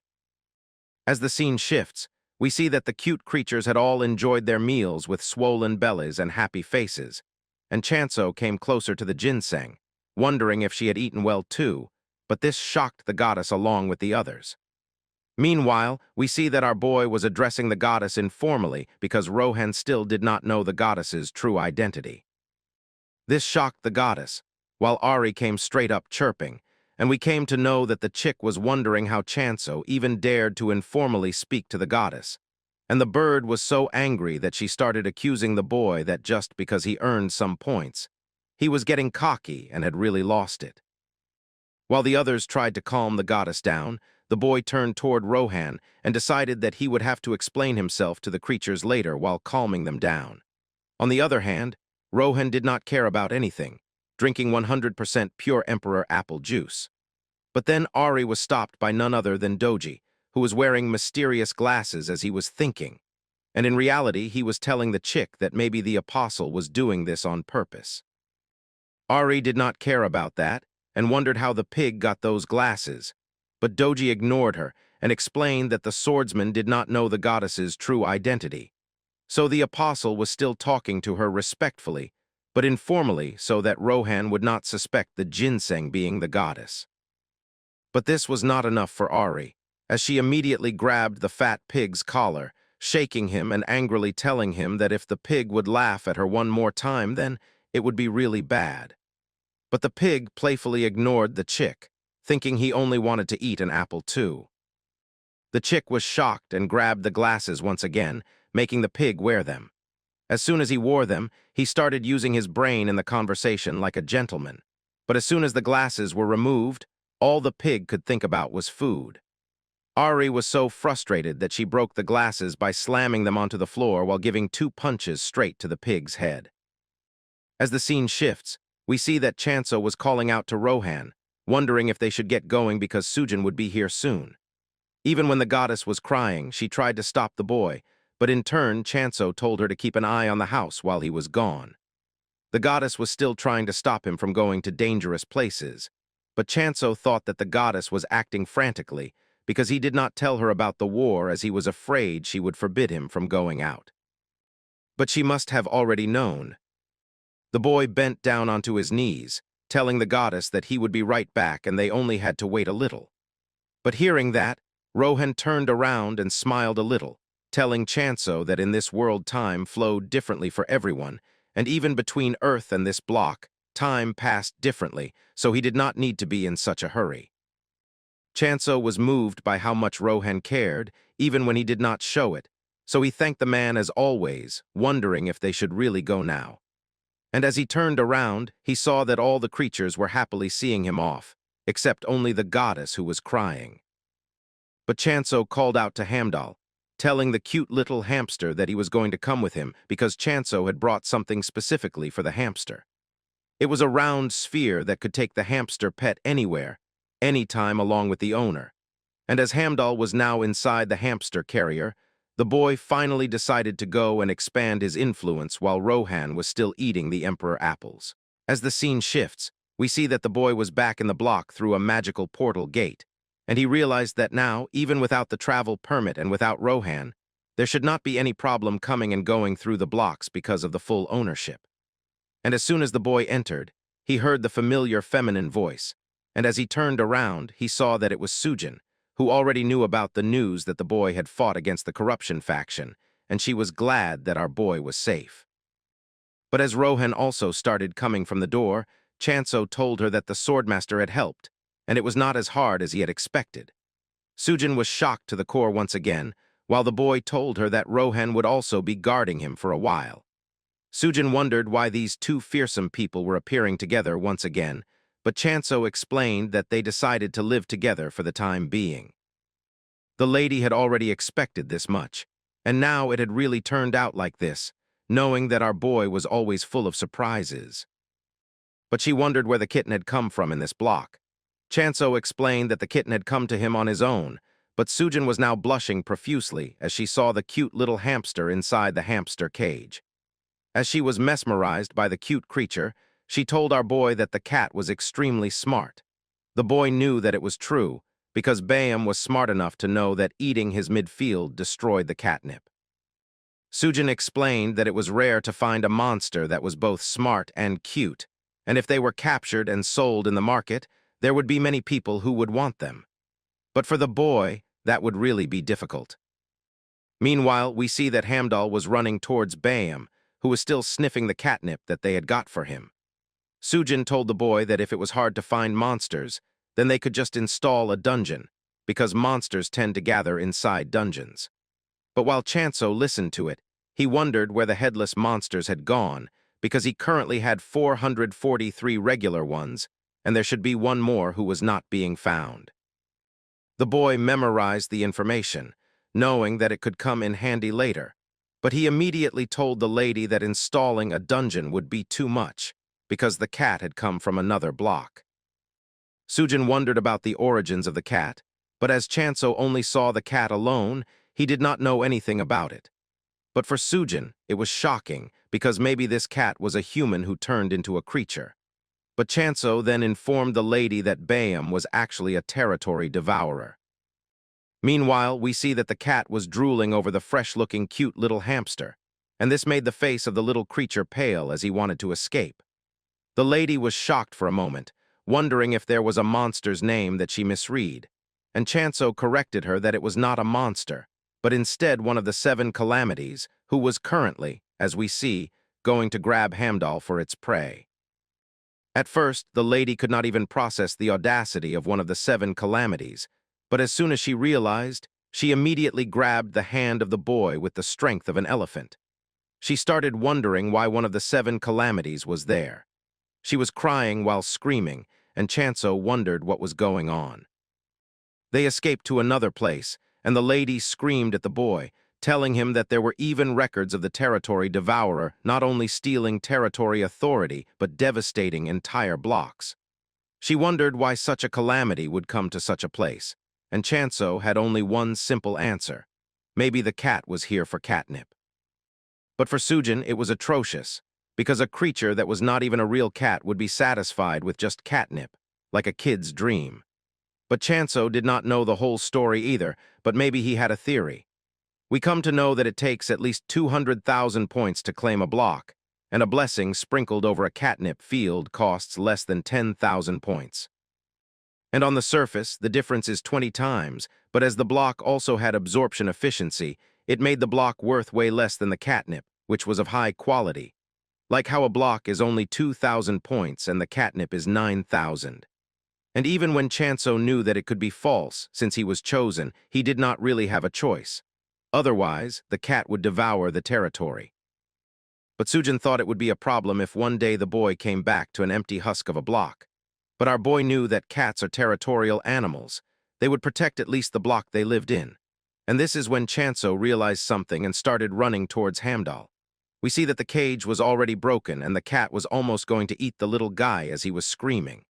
He told Bayam to stop, telling him that Hamdal was not food, immediately snatching him away. He realized that the cat was only here for catnip and was not listening to the boy at all. He wondered why Rohan was just standing and watching from that place, and Rohan confidently told the boy that he was going to stop it if something happened. Chansu wondered what he meant, because Hamdal was just going to get eaten, but he shifted his focus straight onto the cute little creature, wondering if the hamster was okay and not hurt anywhere. Sujin said that they would have to be careful until the cat and hamster warmed up to each other. But suddenly, Sujin changed her demeanor, wanting to tell something to the boy. Even Chansu wondered what had happened, because he had already received the message about the ostrich harvest. But Sujin revealed that a scammer had shown up, claiming ownership of the Emperor Apple. Chansu wondered how it was possible and what kind of scammer could do that.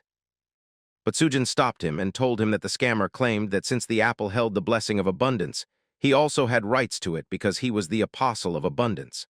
The scammer even proved that he was the apostle of abundance and brought an apple, but it was shabby compared to an emperor apple. And Sujin found out that the scammer was carrying an abundance artifact and was even making a fake contract. But since they knew the farmer was actually Chansu, they were able to fully deny it. As the lady looked at the boy's face, she noticed that Chansu was suddenly serious, with his hands clenched, as he thought that there was another apostle besides him. And after never even showing up once to his domain, now the scammer was claiming ownership in the name of abundance. All the work was done by him and his friends, so Chansu wondered if the man was even an apostle to begin with. Chansu immediately told Sujin that they needed to find that guy, and the lady wondered if Chansu knew him somehow. This is when the big reveal happened, as the boy decided to tell the lady that he was the actual apostle of abundance. This shocked Sujin from head to toe, as the boy continued that money could move even ghosts, and this scammer was trying to bank on the popularity of Emperor Apples. Sujin wanted the headquarters to put a bounty on him, and the boy was ready to give an extra reward for the artifact. Chansu took one Emperor Apple in his hand, telling the lady that if he was captured alive, he was ready to give 100 Emperor Apples as payment. What the boy did not know was that Rohan, who was a glutton for Emperor Apples, was listening and drooling, knowing that it was a great opportunity. As the scene shifts, we come to the back alley of the corruption faction, where a man was wearing a hoodie, thinking that to persuade Rohan and his disciple, he needed an undead. Because a corruption apostle without undead was like deep-fried squid without the squid and red bean bun without the red bean. He gave multiple other examples, but I do not want to make you all hungry. He only meant that even if they were low-quality undead, they were still fine, but he needed them. We see that the man came inside a shop where an old man welcomed the broke fellow with a smile. But we see that the man inside the hoodie was actually the captain who did the raid in Chansu's block. He was angry, telling the old man to treat him properly because he was a customer, wanting to get what he wanted, but the old man wanted payment first. Even when the captain did not want to give it away, he asked the old man if he accepted materials. The old man agreed, and told the captain that he should let go of the materials if he wanted the shopkeeper to take them. But the captain was not ready to give them up yet because he thought they were a great source of wealth. But now he had to give them away cheaper than the current market price. The old man did not care because if he wanted the item, the shopkeeper needed his payment. The captain requested the old man to refine the material. Even when the old man was not budging, the captain told him that this might be their last deal, and if it did not work out, he would be completely broke. And as they had known each other for so long, the shopkeeper should throw in a little extra. The old man was moved by the statement, telling the captain that he really was good at making people soft. The shopkeeper started telling insider info to the captain, wondering if he became broke searching for the Emperor Apostle. He told him that some fairly sharp people were fooled by the scammer, and fresh news had just come in that all the higher-ups were putting a bounty on the scammer. And if someone captured him alive, they would be given 100 Emperor Apples, and extra pay if they secured the artifact that the scammer used. Hearing that, the captain felt relieved and thanked the old man for the bonus. The old man wanted the captain to come again, but as the man got out of the store, he started laughing maniacally and running, being sure that he now knew how he would get out of debt. But as the scene shifts, we see that the captain was back in the block along with some of his lackeys and the undead, begging in front of Chansu and ready to work their fingers and bones just for our boy. Chansu wondered if this was a joke, wondering why the captain was back after being humiliated. He turned toward Rohan to ask what they should do, but Rohan was busy eating Emperor Apples, so Chansu decided not to consult him this time. The captain immediately stepped forward, telling the boy that he had also caught the scammer and asking Chansu to accept him. The boy could not believe it. The scammer had already been caught, despite travel restrictions and distance. Chansu analyzed that the scammer must have been caught the second the bounty was posted by the authorities. 100 Emperor Apples was all it took to get the job done. Meanwhile, the scammer was actually struggling. Chansu felt a strong surge of abundance aura from the scammer, knowing that he was actually an apostle, even when he did not look like one. Chansu wondered how an ordinary guy could trick people so easily. Then the scammer called out to the boy, asking to be let go with a tuneful anger, telling Chansu that this was insubordination and a junior should not do so. The boy was constantly getting angrier that his senior apostle had such a talent for getting on his nerves. Rohan played with the cute little hamster, not caring. Chansu immediately took out his trusty weapon. The previous apostle thought Chansu was bluffing and could not even kill him, but to his surprise, the boy immediately got closer, telling him that if he was really from abundance, then he should know the boy's basic skill and exactly where and how to cut. First, the boy wanted to see the artifact. The man was sweating but still not ready to give up, telling Chansu that he could not dare shake down his own senior. Now Chansu was completely pissed, telling the man he had been yapping this whole time and was not acting like a senior at all. The captain immediately tried to calm the situation down, grabbing a flower tiara from the senior and giving it to Chansu, telling him that this was the abundance artifact. Chansu noticed that the aura was not coming from it, realizing that the man was actually the senior apostle and not a scammer. Meanwhile, the man screamed intensely and profusely trying to free himself. On the other hand, Chansu could not believe that a punk like him could become an apostle. But now it made complete sense why the abundance faction had fallen into its state. A punk like him was a senior. Chansu immediately put the tiara on while asking the man what traitor never even visited the goddess, and yet was bringing up the emperor apple. The punk still believed he was the true apostle of abundance, and thought he was entitled to the right. Chansu knew the scammer had not lifted a finger to help, and that did not give him any right to claim anything. The senior was delusional, thinking Chansu had never done anything and was only living on foundations he built. Now the boy was furious, clenching his fists and asking the punk if everything Chansu had witnessed from the start was for him. Without thinking, the punk immediately told Chansu that the apples and the temples were all built by him, and that even the monster bounties were his leftovers. This made the boy snap. He was raised in anger knowing he had been left all alone in a remote place. It all happened due to one pathetic punk who thought he was the only one in the world and now spouted nonsense. Somehow Chansu calmed himself, because there was no way a single apostle could do all this alone. There must be involvement of others. He told the man to cut the crap and asked who was truly pulling the strings and manipulating him, because protecting a god and expanding a faction was the standard goal in this world. The punk had abandoned his own god, and this must have been due to some ulterior motives and support from others. At first, the punk screamed that Chansu could not fool him, claiming there was no one and that he was just trying to survive, ending up pushed out to this remote place. Chansu had no mercy in his eyes and immediately pulled up his trusty weapon, ready to slay the punk without remorse. The trick worked. The punk begged him to wait. In the nick of time, Chansu stopped, and the man started blabbering that he had no choice. Unlike Chansu, the punk was just a normal person who had never even swung a sickle before. Now the boy did not want to listen to whining. He told the punk to come to the point. Due to fear of the sickle, the man began to blabber that someone had offered him enough money to live on for the rest of his life, so he followed their orders. He never thought the money. He was tricked into portraying himself as the victim. The punk cried and begged for his life, promising never to do it again. Chansu said it was too late and gave a smack to the back of his head. The man fell unconscious from the shock. Part of Chansu wanted to kill the punk, but he was not a killer, and the goddess would be devastated.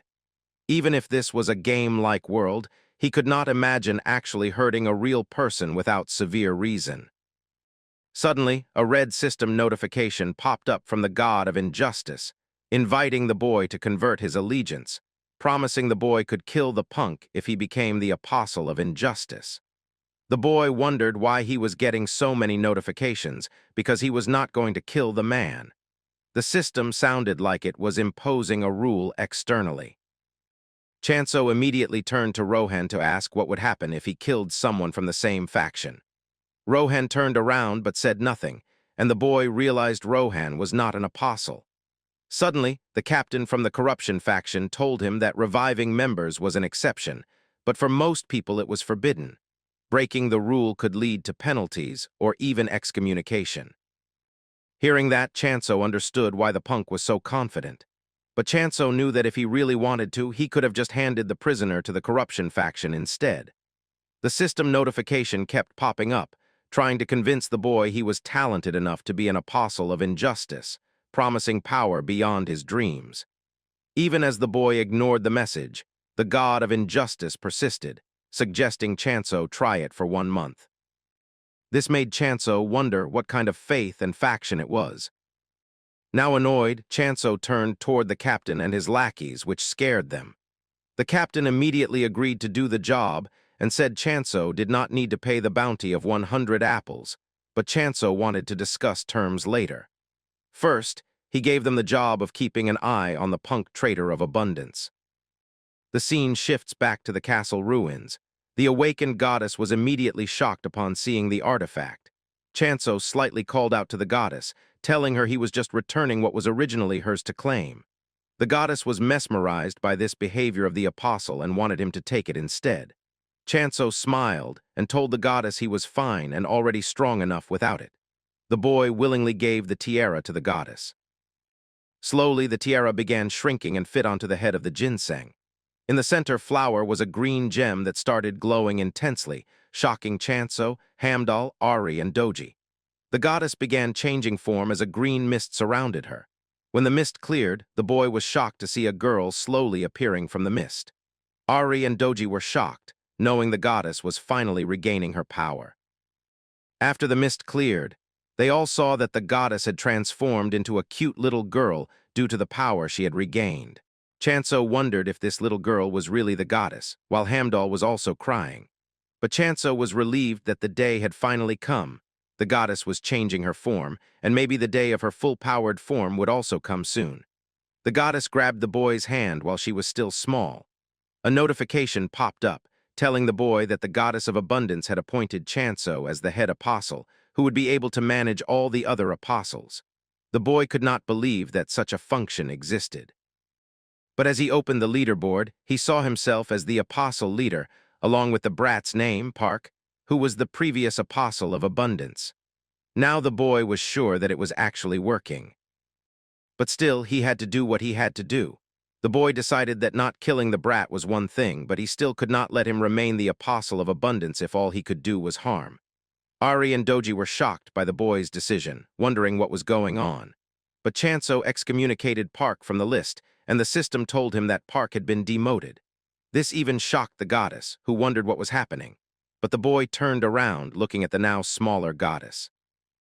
He felt bad for making her worry, but still, he got down on his knees and told the goddess that he could not keep a traitor in abundance. He told the lady not to worry, because Chansu was going to expand the influence of abundance by himself, so she did not have to worry too much.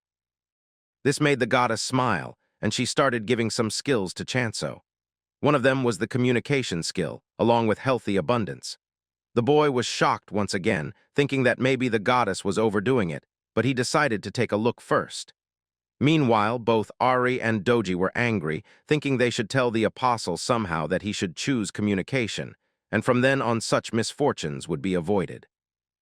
But a system notification popped up in front of everyone, stating that Chansu had chosen the healthy abundance skill. The boy was still thinking the same, and even when he had no idea how to use the skill, he still activated it. He realized it was a passive skill, and if someone ate something with the blessing of abundance, they might become even healthier. Chansu wondered if, even after this skill, Rohan's hunger for apples would be satiated. But on the other hand, all three creatures were crying, while Ari thought it was all over because the apostle had no intention of choosing communication at all. But suddenly, as the boy looked at the goddess, he noticed that her hands and legs were changing. Once again, a green mist surrounded the whole place, spreading around like crazy, and the goddess was turned into a radish now. The goddess wondered how this had happened, but Chansu just smiled at it. Even when she felt ashamed, everyone was enjoying the place, while Chansu thought that if healthy abundance would be helpful for them, then he had made the right decision. As the scene shifts, we come to reality, where one house received a delivery left at the door. A woman grabbed the delivery and brought it to her son, who wondered what his mom had ordered again. But it was a box of emperor apples, and inside was a note telling them that the emperor apple grower was sending his deepest condolences to the victim of the scammer and wished to present them with a gift. With this note were really good-looking emperor apples, which smelled so delicious that both the mother and the son immediately wanted to cut them and eat them. They realized it was not just a trend for nothing, because it smelled really good, and the boy wanted to eat the first bite. The mother slowly cut the apple and gave one piece to the boy. As soon as he took a bite, the boy threw the fork onto the floor and started screaming at his mom that the apple was really fudging delicious. This was enough to make the mother enraged, and she started spanking the boy. But the boy apologized to his mom, telling her that if she tried it, she would understand what he meant. The lady decided to try it, telling the boy that no matter how delicious anything is, he should not say such things. But after tasting it, it was as if the lady was straight in heaven, knowing that it was delicious. She knew she would have to brag about this. A few days later, we see the same lady writing a blog about the emperor apple, about how she hesitated because of the high price but had no regrets, thinking that it was much healthier for the body, and about how her husband was now waking up with a jolt every morning and had a lot of stamina. Looking at the responses she was receiving, even the lady knew that she had written about the world's first popular product, the emperor apple, and even a simple post had added to the flames of the emperor apple craze. The news about the emperor apple spread like wildfire, with multiple rumors about how it increased multiple things, was useful for multiple health issues, was good for stamina, and provided a strength spurt, and most importantly, the stamina. We come to know that it was all the result of the added healthy, abundant skill. The scene shifts, and we come inside a dark room where a man was watching his computer screen while studying what was going on with the emperor apple. As the scene shifts, we come back to the castle ruins, which were somehow getting repaired. Inside, Chansu and the other creatures were enjoying a new bed, while the boy wondered what he should buy to make people say he made a good purchase. The castle building was put on hold because it was difficult to obtain materials for temple construction, and many factions were keeping an eye on it. But now that things were calming down, and even the alchemy faction was with them due to the alchemist, he got a green light and was doing things calmly. We come to know that Chansu had also occupied all the surrounding blocks around the temple, and since Rohan was also guarding it, it was going to be fine soon. His location had been exposed anyway, so it did not matter. Chansu wondered if Rohan was suddenly going to disappear, but as long as the boy supplied him with water, Rohan was not going anywhere at all. But suddenly we see that Sajin came running toward the boy, calling out to him. As Chansu got out, wondering what was wrong, Sajin screamed at him, telling him that there was another rumor going around about the emperor apple. Chansu did not think much of it, thinking the apple was already rumored too much as panacea. But the lady told him that now it was rumored that the apple was too good for stamina and vigor. This shocked Chansu as he wondered what was going on. Inside the castle, both Ari and Doji were watching, while the chick wondered why the pig was always thinking about food, as the pig thought that maybe stamina was something he could eat too. But Chansu knew that once such rumors spread, people start overconsuming. There were also previous cases where people had even died. People who did not see results would not hesitate to protest violently. So rather than letting that happen, Chansu had to think about something. But Sujin was also falling for the rumors, wanting to know from the apple grower himself whether there was really such an effect related to the emperor apples, because quite a few people had said they saw results. Rohan was shocked, wondering if it was true, and Chansu sighed once again, denying everything and telling the lady that everyone was probably imagining it as a placebo because they were feeling healthier. The apples did not have any special effects like that. But the boy had an idea and asked the lady if they should start growing and selling fruits that were good for stamina instead, because the marketing was already sufficient. Hearing that, Sajin smiled, knowing it was a really good idea. But she wondered which crops and fruits were good for stamina, and even Chansu did not know. But suddenly it was Rohan who started speaking, to everyone's surprise, telling everyone that walnuts, carrots, asparagus, tomatoes, and goji berries were all good for stamina.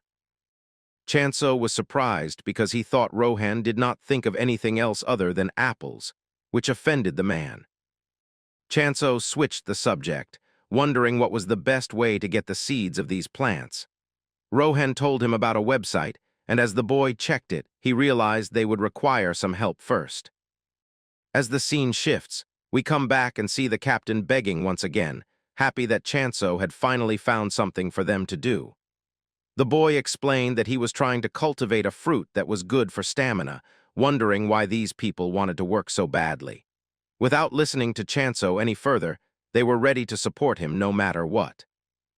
But still, Chansu told them that it was not something they could decide so easily, and he was not forcing them to do anything either, and they could turn back any time they wanted. But suddenly one of the minions raised his hand and asked what Chansu was planning to grow. The boy explained he was going to start with goji berries. Hearing that, the man started crying, slamming his head onto the ground and begging the boy to let him participate. Chansu was shocked, seeing such a huge muscle man crying like a baby, and wondered why they were going so far for work. Chansu was a bit shocked. He told the minion that if he wanted to farm berries that badly, then he could, and asked if anyone else wanted to join. Hearing that, multiple people raised their hands. Seeing this, Chansu wondered if all these people had some kind of issue, willingly working for free in plantations. Nearby, the Calamity Cat was enjoying catnip scattered everywhere. As the scene shifts, we see Sujin and Chansu exchanging something. Both the pig and the hamster were eating sweet potatoes, while Chansu handed the lady some crimson-colored berries. He told her that if she brewed them and drank the juice, the effect would strengthen a particular function. Hearing this, the lady's eyes began to glimmer. Chansu confirmed that the worse the condition, the faster the effects would appear. He started blushing intensely and suddenly handed the lady a pill, telling her that it would trigger a strong reaction within 30 minutes. Sujin could not comprehend how he managed to make something like this in such a short time. Even though he felt a bit embarrassed, he truly was a man who thought of a breeding business the moment he saw the night sky. We learn that the goji berries Chansu was cultivating were extremely effective in increasing stamina and vigor. The minion he kept working was actually a talent, someone who should have been an apostle of lust or frenzy. As the minion ate the berries and felt his power increase, he repeatedly told Chansu to make them more stimulating. The man was so extreme in his prime that he even kept a diary of secret stamina-enhancing berries, almost like a full research journal from back on Earth. Although Chansu was a bit nervous, he was happy.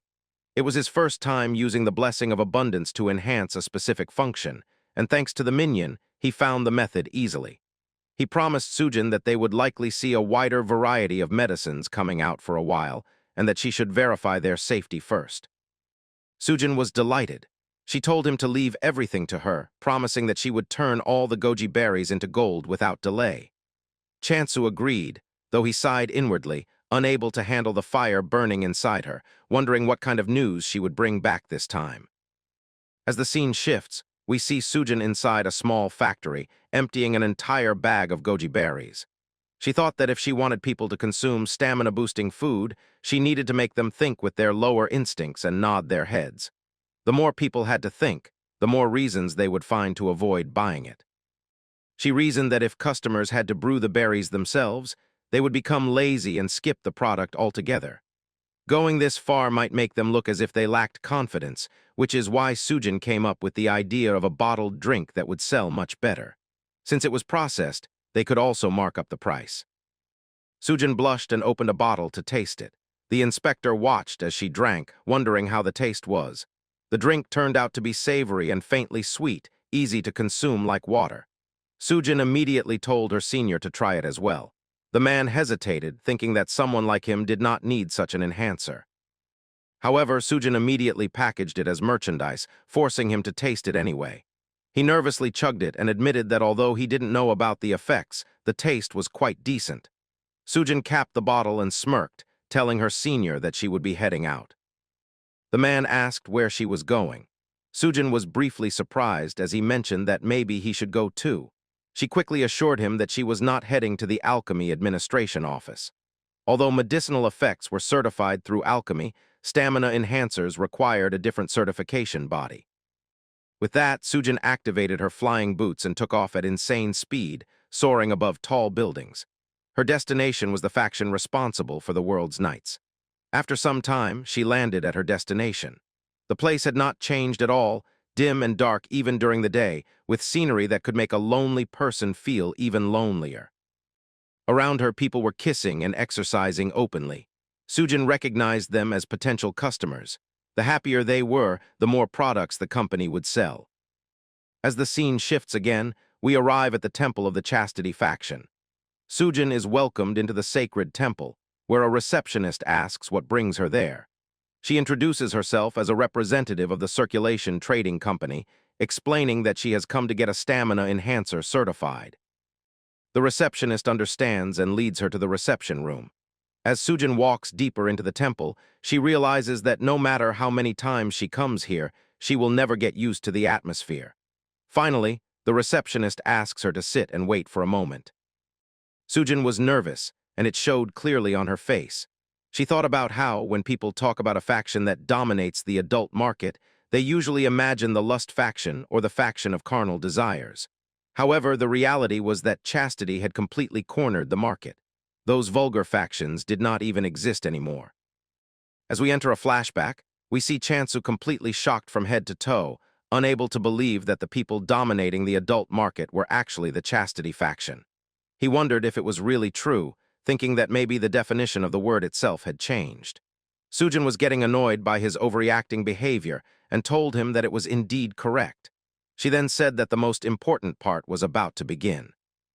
Sujin explained that the apostle of chastity had come to visit.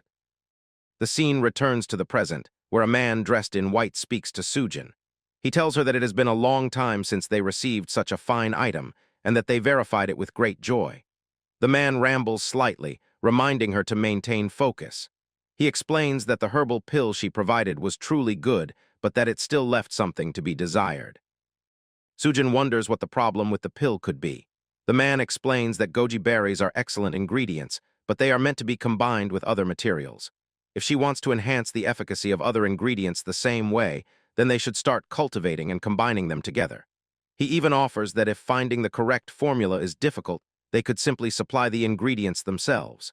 However, in that case, the stamina products would be sold under the name of chastity. He leaves Sujin with a choice, telling her that she is free to decide whichever option the circulation trading company prefers. Sujin looks at the contract, thinking that chastity truly rules the night. Still, she keeps a brave front and asks the man whether his confidence, his belief that he would never lose, was making him arrogant.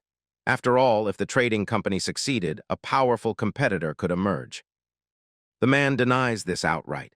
He tells her that they always desire fresh and powerful stimulation, and because there are not enough providers capable of offering sufficient stimulation, they end up producing it themselves. His demeanor shifts completely, and he gives off a strange aura as he tells her that the existence of a capable producer is always welcome. At this moment, the man looks almost like a devil. As the scene shifts back to the present, both the hamster and Chansu are terrified, shocked by how the man completely contradicted the meaning of the word chastity. The creatures wake up, and Sujin explains that it is taboo for the apostles of chastity to make love. They grow stronger by resisting worldly desires, but for the sake of training, they now seek even stronger stimulation. Naturally, chastity seized control of the night market.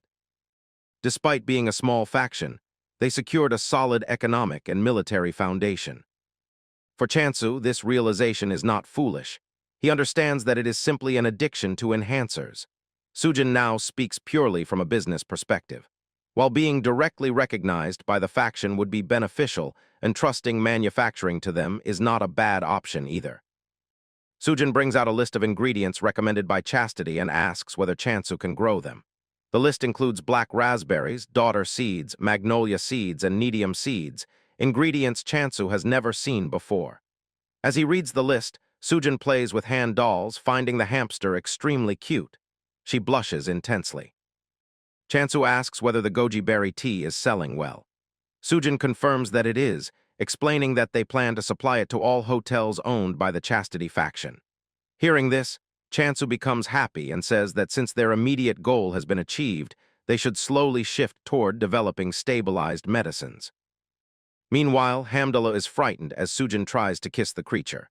At that moment, Doji and Ray wake up and immediately start thinking about food, wondering if the enhancers are delicious. Chansu decides to proceed at a more relaxed pace, knowing that he now has an expert in the field of stamina enhancement. As the scene shifts again, someone is seen inside the garden. It is a man who has never once found relief and is known as the legend of chastity infection, the Great Wizard Park. He has come to Chansu's house because he is about to lose his main bodily function as it is shrinking more and more. The man had completely lost it after being expelled from the chastity faction without a second thought. Chansu wonders about the chances of recovery. From a single glance, he already realizes that the man cannot be cured. This realization shocks him. The hamster looks at both of them, visibly confused. Now we see the story from Park's point of view. Park tells everyone that originally, the chastity faction was exactly what people generally imagined, a faction that embodied the image of purity itself. It practiced healthy living, remained unstained, and sought transcendence, existing in a world without excess or indulgence. However, as the world turned into a brutal land-grabbing battlefield of territories, the chastity faction, being weak, had a bleak future that was plain to see. Park knew from a young age that he needed power to protect their purity. It was then that he realized chastity was not the same as purity. As long as people maintained self-restraint, anything they did was acceptable. Within a year, Park reached a point where he alone produced half of the total points generated by the entire faction. Hearing this, Chansu was almost traumatized, wondering how the god of chastity could tolerate such things. He immediately covered the hamster's ears, telling it not to listen to this. At first, there were endless talks of excommunication and punishment. However, after seeing the overwhelming number of points, the god of chastity became the first to encourage Park's methods. From that moment on, a wave of great innovation swept through the entire faction. Now Chansu realized that this was nothing more than a severe addiction. Both sides had become completely corrupted. According to Park, the faster chastity grew, the more people endured worldly desires, and everything aligned perfectly for them, even when he used extreme training methods. For a moment, we see Rohan eating emperor apples without caring about anything else, while Park continues explaining. The skill had grown so much that it reached a state where worldly desires vanished before the impulse could even arise. The true purpose of chastity was to suppress urges and uphold fidelity. If the source of those urges disappeared entirely, then Park would be stripped of his qualifications. Now desperate, Park clenched his hands and begged Chansu. He said there was hope in the goji berries because they were enhanced. Chansu, however, was shocked. He wondered how he was supposed to help someone who had honed his skill to the absolute limit for 30 years. Park told him not to worry. The skill was not at a critical stage where he would die tomorrow. He then took out a thick stack of money wrapped in a brown envelope and placed it on the table, telling Chansu to focus solely on product development. Chansu began opening the envelope, thinking that no matter how much money Park had, there was no way he would accept it. But as he opened it and started counting, he didn't even finish his thought. The sheer amount made him freeze, and his mind immediately jumped to how much more he would receive once the product succeeded. Chansu realized that Park was a man who had corrupted even a god with an overwhelming abundance of points across the entire faction. Now, Chansu himself was being offered a reward far too massive to refuse. He knelt down before Park, held his hands, and agreed to do the work. As the scene shifts, we return to the temple of the chastity faction. A man in a black robe walks inside the hall. Around him, multiple men and women engage in intense physical training, talking about how they have maintained streaks of 30 days or more. The old man in the cloak cannot comprehend how this faction has become so vulgar when it was meant to be the exact opposite. He wonders why this transformation has happened. During a secret judgment, we learn that this man is the 17th apostle of chastity. As the scene shifts again, several similar figures sit around a table in a meeting room. The man removes his cloak and thanks everyone for gathering. Another apostle declares that they can finally drive that pervert out. However, they cannot remain idle. For them, chastity does not only mean restraining physical urges, it also means maintaining purity. These old men decide to begin a meeting for what they believe is the true chastity faction. One of them asks whether they should start with a presentation. The leader agrees, saying it would be good to share the information they have already gathered. A presentation appears, showing consumer reactions to the abundant goji berry tea. Multiple people discuss how they keep drinking it instead of water, which compels them to buy more, even though they feel embarrassed about it. One elder comments that since it received a 12+ size certification from the chastity faction, prolonged use must have noticeable effects. The meeting concludes with the realization that the abundance faction has successfully created a stamina supplement, and that its effects have already been verified by their own investigations. Looking at the consumer reactions, it would not be unreasonable to create an even stronger stamina enhancer. As they continued reading the comments, many people were saying that the effect itself was better than the high-end line of the alchemy faction. Another point was raised, that even though the great alchemist faction had kept things quiet on the surface, their internal food department was in complete chaos because of the abundant goji tea. Even the chairman had covered for someone this time, because it was known that the Apostle of Abundance was a disciple of her close friend, Rohan. One of the apostles then wondered whether Chansu would rather pick up a sword than spend his time farming, suggesting that they should go and offer him a decent position. However, one of them had already identified the block's location. They knew that going there in person would not work because Park was present there. The moment Park spotted them, he would make them disappear without a second thought. So the leader of the meeting thought for a while, smirked, and told everyone that they would first ally with the alchemy faction and then lure the Apostle of Abundance outside. Once he was alone, the real plan would begin. As the scene shifts, we see Chansu sneezing vigorously again and again, wondering if someone was talking about him. The faction leader was practically falling right into the definition of a tsundere, but Chansu did not care because he was looking forward to working with the leader anyway. He even agreed, bowing his head. Suddenly, Chansu was startled by a scream from behind and wondered what it was. We see that it was the same minion along with the legendary Park, running around while Park was trying to make the minion listen to him for just a second. The minion was not interested at all, knowing that Park was going to say the same thing again and again. Park looked like a complete maniac as he shouted that the minion was perfect for the chastity faction, and that he had finally found a talent to whom he could entrust his legacy. But the minion had other plans that included getting married, living happily ever after, and having 3 workouts a day.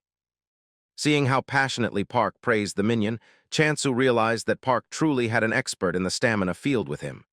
The minion immediately hid behind Chansu, telling Park that he planned to be all lovey-dovey with his wife and would definitely love his kids. Even Chansu told Park not to push him too hard. But Park was not ready to give up and instead wondered whether Chansu himself was going to join them. Meanwhile, both the minion and the faction leader ran away. Chansu looked at them and told Park that at this point he should just give up. Still, it was too regrettable for Park to miss such a rare talent, so he decided to change the topic. He told Chansu that since they had met, they should test a new potion he had made and asked him to try them one by one. After tasting it, Park realized that the potion was about 33 points strong, only 1 point higher than the original. Since their goal was 90 points, they still had a long way to go. Then Park suddenly revealed that Chansu could not cross 40 points because the caster's mental state affected the blessing. Chansu was shocked and asked what he meant.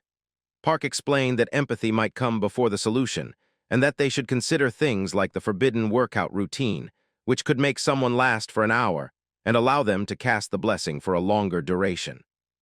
At that moment, Chansu's nose started bleeding along with his ears. He immediately grabbed the hamster and covered its ears.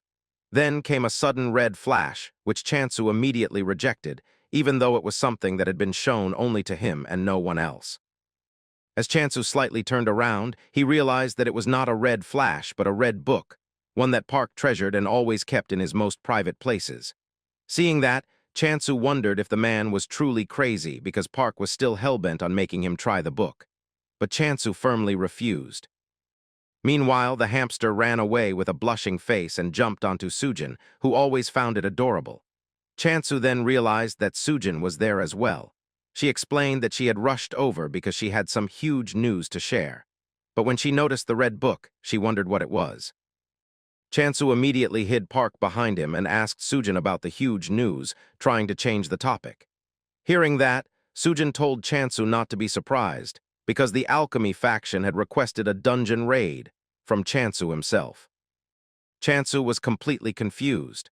A dungeon raid was full of dangerous monsters that were deadly to humans, so he wondered why they were asking a farmer to participate in a dungeon raid. All Chansu had was a rusty sickle and a skill named Decapitate, which barely even qualified as an attack skill.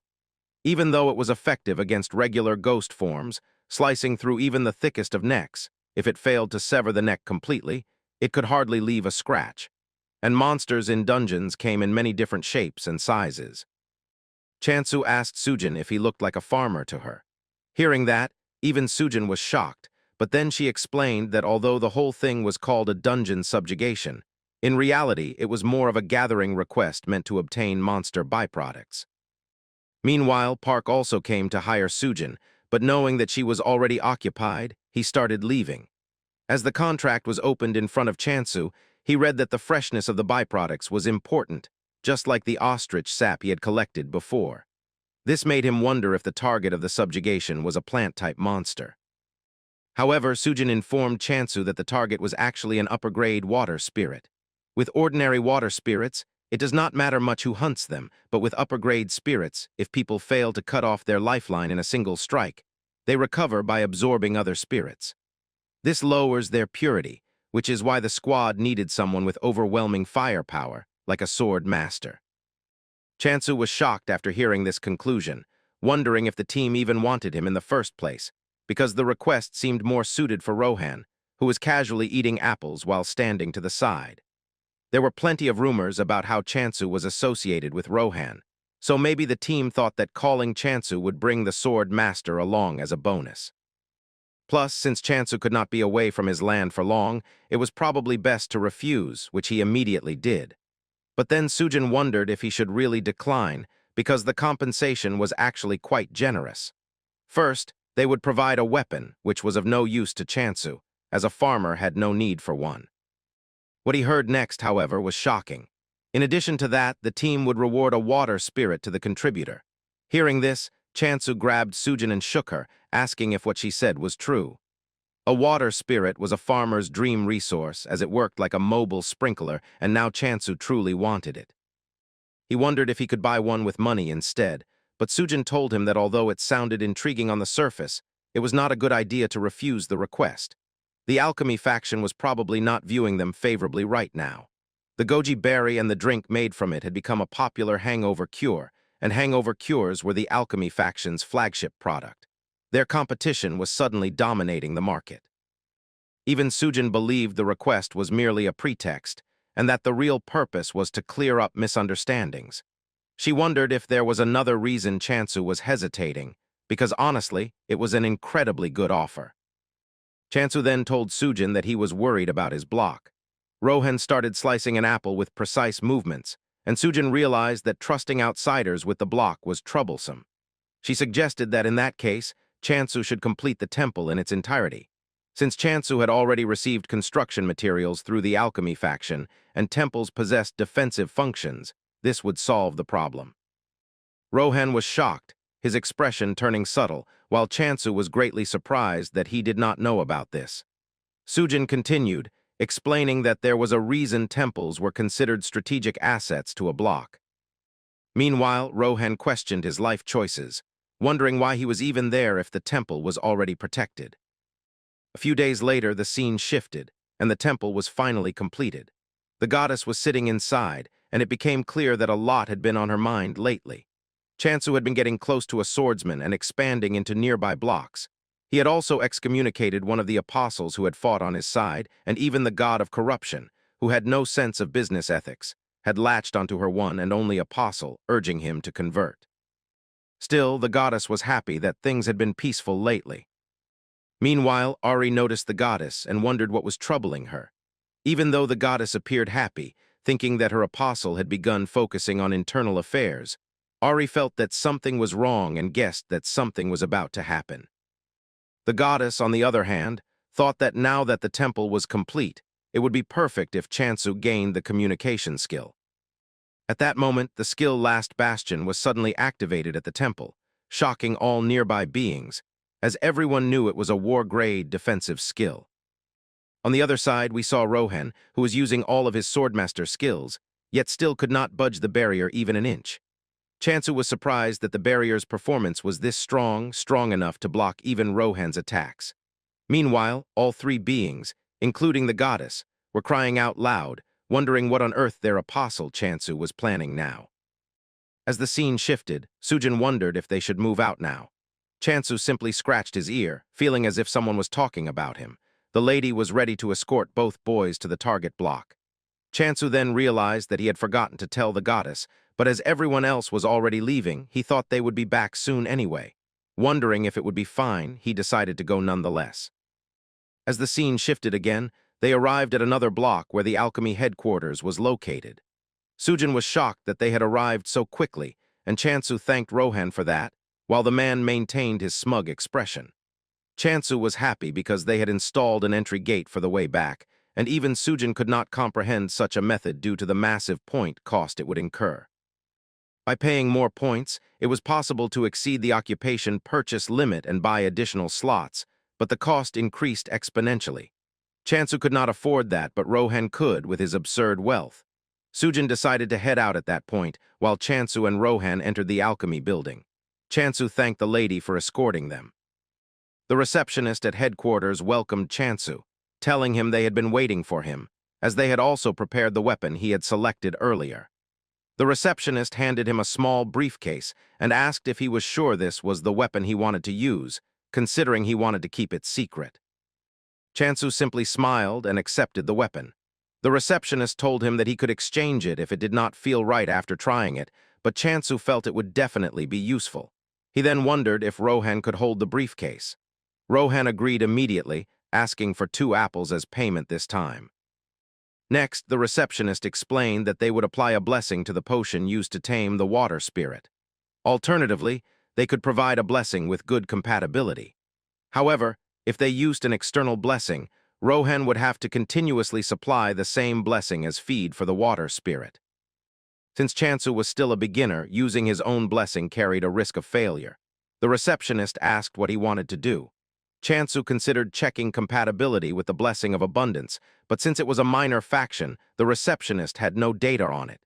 Still, Chansu decided it would be fine and chose to use his own blessing. The receptionist then escorted them toward the dungeon, explaining that beyond the gate was a passage connected to it, and that the rest of the explanation would be given inside. As Chansu opened the gate, he saw a portal leading directly to the dungeon and was startled, but he stepped inside anyway. Another receptionist greeted them inside and informed them that all preparations were complete. She explained that this dungeon was a hunting ground for ordinary water spirits, and if they burned a special incense, the spirits would begin to swarm. Chansu could hunt as many as he wanted. However, per the team's request, Chansu had to defeat the boss, and all byproducts would belong to the alchemy faction. Since the boss was in a separate area, the receptionist asked Chansu to let her know when he was ready. She instructed him to apply the blessing to the taming potion first. Chansu did so, using the blessing of abundance, as a green aura surrounded the entire bottle. He felt that this was something he should pour blessings into without restraint. As he applied the blessing at full throttle, the blue liquid began to change, eventually turning green due to the abundant nature of the blessing. Chansu wondered if this was really okay, as the entire liquid was glowing. The receptionist told him that this sometimes happened when many blessings were applied, acknowledging that he was being generous. Chansu smiled, deciding it was not wrong, and continued applying even more blessings. Even when the receptionist warned him that adding more blessings would not make the spirit stronger, Chansu did not stop. He eventually spent 500,000 points, and the potion turned a light green, sparkling and glowing throughout. Chansu grew nervous, wondering if this was truly fine, given how unusual it looked. Even the receptionist did not know what kind of reaction this was, as it was the first time she had seen it. She decided to check using a water spirit and went to fetch one immediately. Meanwhile, Chansu wondered if this was some kind of field trip, since everything had gone so smoothly. Before he could finish his thought, the receptionist returned, astonishing him with her speed. She tossed a water spirit into the air and told Chansu to throw the blessed potion at it. Chansu aimed and threw the potion, unsure if it would work. As he watched the result, he saw that the water spirit did not react positively at all, instead spewing water violently. No matter how he looked at it, the compatibility was terrible. Rohan was also shocked and turned to Chansu, wondering what they should do next. Suddenly, the cute little hamster became frightened. As Chansu turned around, he saw a large number of water spirits approaching together. Even the receptionist was shocked, wondering what was happening, as they had not even released the lure yet. She began recording the phenomenon as the room filled with water spirits. Chansu tried to stop her, but she was too focused on recording. The water spirits reached the first one and began entering the tub, where it continued releasing water. Looking at the lady, Chansu wondered if this was really the time for her to be taking notes, because all the other water spirits were being attracted to and absorbed by the green water spirit. Meanwhile, the lady was watching it unblinkingly, constantly observing all the water spirits. Chansu was completely red-faced and shouted at the lady to figure out a countermeasure immediately. However, since the lady had never seen anything like this either, she thought that maybe Chansu had taken some weird medicine or something. This surprised Chansu even more, as he wondered why he was always the one being suspected.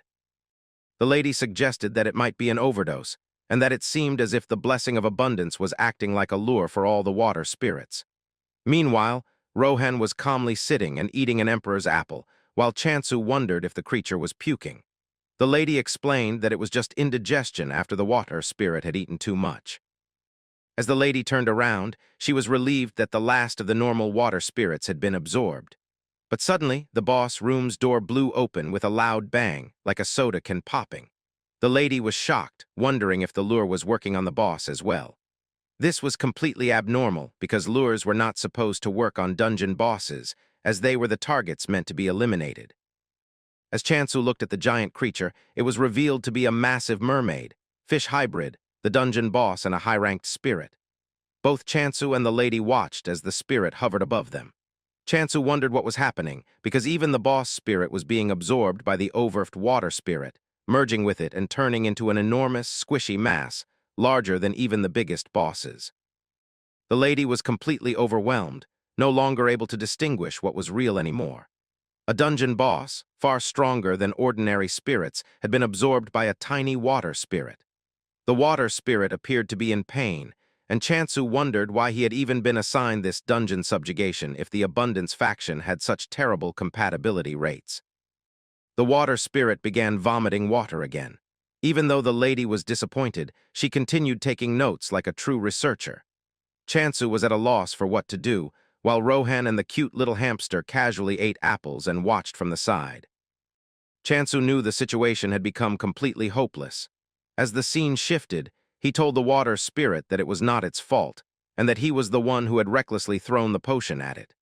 Knowing how hard it must have been, he gently patted the spirit's back to help it throw everything up and feel better. Chansu noticed chaotic energy swirling inside the water spirit and wondered if he could organize it using the blessing of abundance. As he slowly and steadily poured in his power and points, the water spirit began stabilizing. Suddenly, it drastically shrank into a much smaller, cute form. Chansu was surprised, wondering if it was fine for the spirit to become so small. He even thought it looked kind of cute, but just as he thought that, the water spirit spat water directly into his face. Even though it was just pure water, Chansu immediately decided that the spirit was definitely not cute. The spirit began rolling around and then started glowing with white light, absorbing water from its surroundings and continuously transforming. Chansu watched the phenomenon closely, wondering if the changes were happening because the creature had expelled so much excess energy. Slowly but surely, the creature condensed further until it finally turned into a small bead. The lady spoke again, congratulating Chansu for successfully taming the water spirit. However, she noted that although the request technically failed due to not obtaining a high-ranked water spirit, this did not constitute a breach of contract. Chansu was disappointed and wondered what he should do, but the lady immediately rejected that concern. She explained that if someone wanted to argue fault, there were 2 points to consider. First, the potion was provided by the alchemy faction and was the cause of the incident. Second, the water expelled by the water spirit itself had significant value. Chansu could not believe that something a monster vomited could be valuable. Even though it was clear water, it was still vomit. Lastly, the lady smiled and reminded him not to forget to give a 5-star satisfaction rating. Chansu realized that this had essentially become a hands-on training exercise. The lady concluded by explaining that the spirit would wake up once it fully recovered its strength. So the boy should not worry.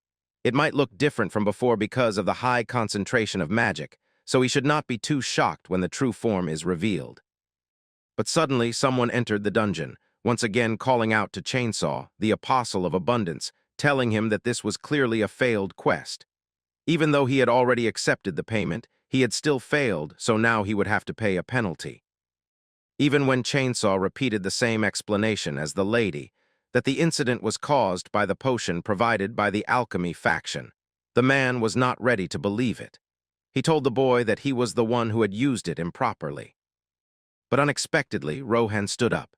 As the man threatened Chainsaw, saying that he would confiscate not only the water spirit but also all the issued weapons, Rohan immediately drew his sword and threw it at the man with full force. At the very last moment, the man was saved by a sudden pull. Rohan coldly told the man that it was unpleasant for him to speak like that. We then see that the one who pulled the agent away was Hong from the alchemy faction. With a smile, Hong told Rohan that it was a rather violent greeting for an old friend he had not seen in a while. Rohan did not even respond, simply turning back to retrieve his sword. Hong then noticed that the boy had not even returned the greeting. He wondered why an agent from the food department was present inside a dungeon, since this place had nothing to do with him. Hong suspected that the agent might be holding a grudge over the goji berry juice incident, and if that were the case, the agent would definitely lose his apostle status and be hit with multiple charges.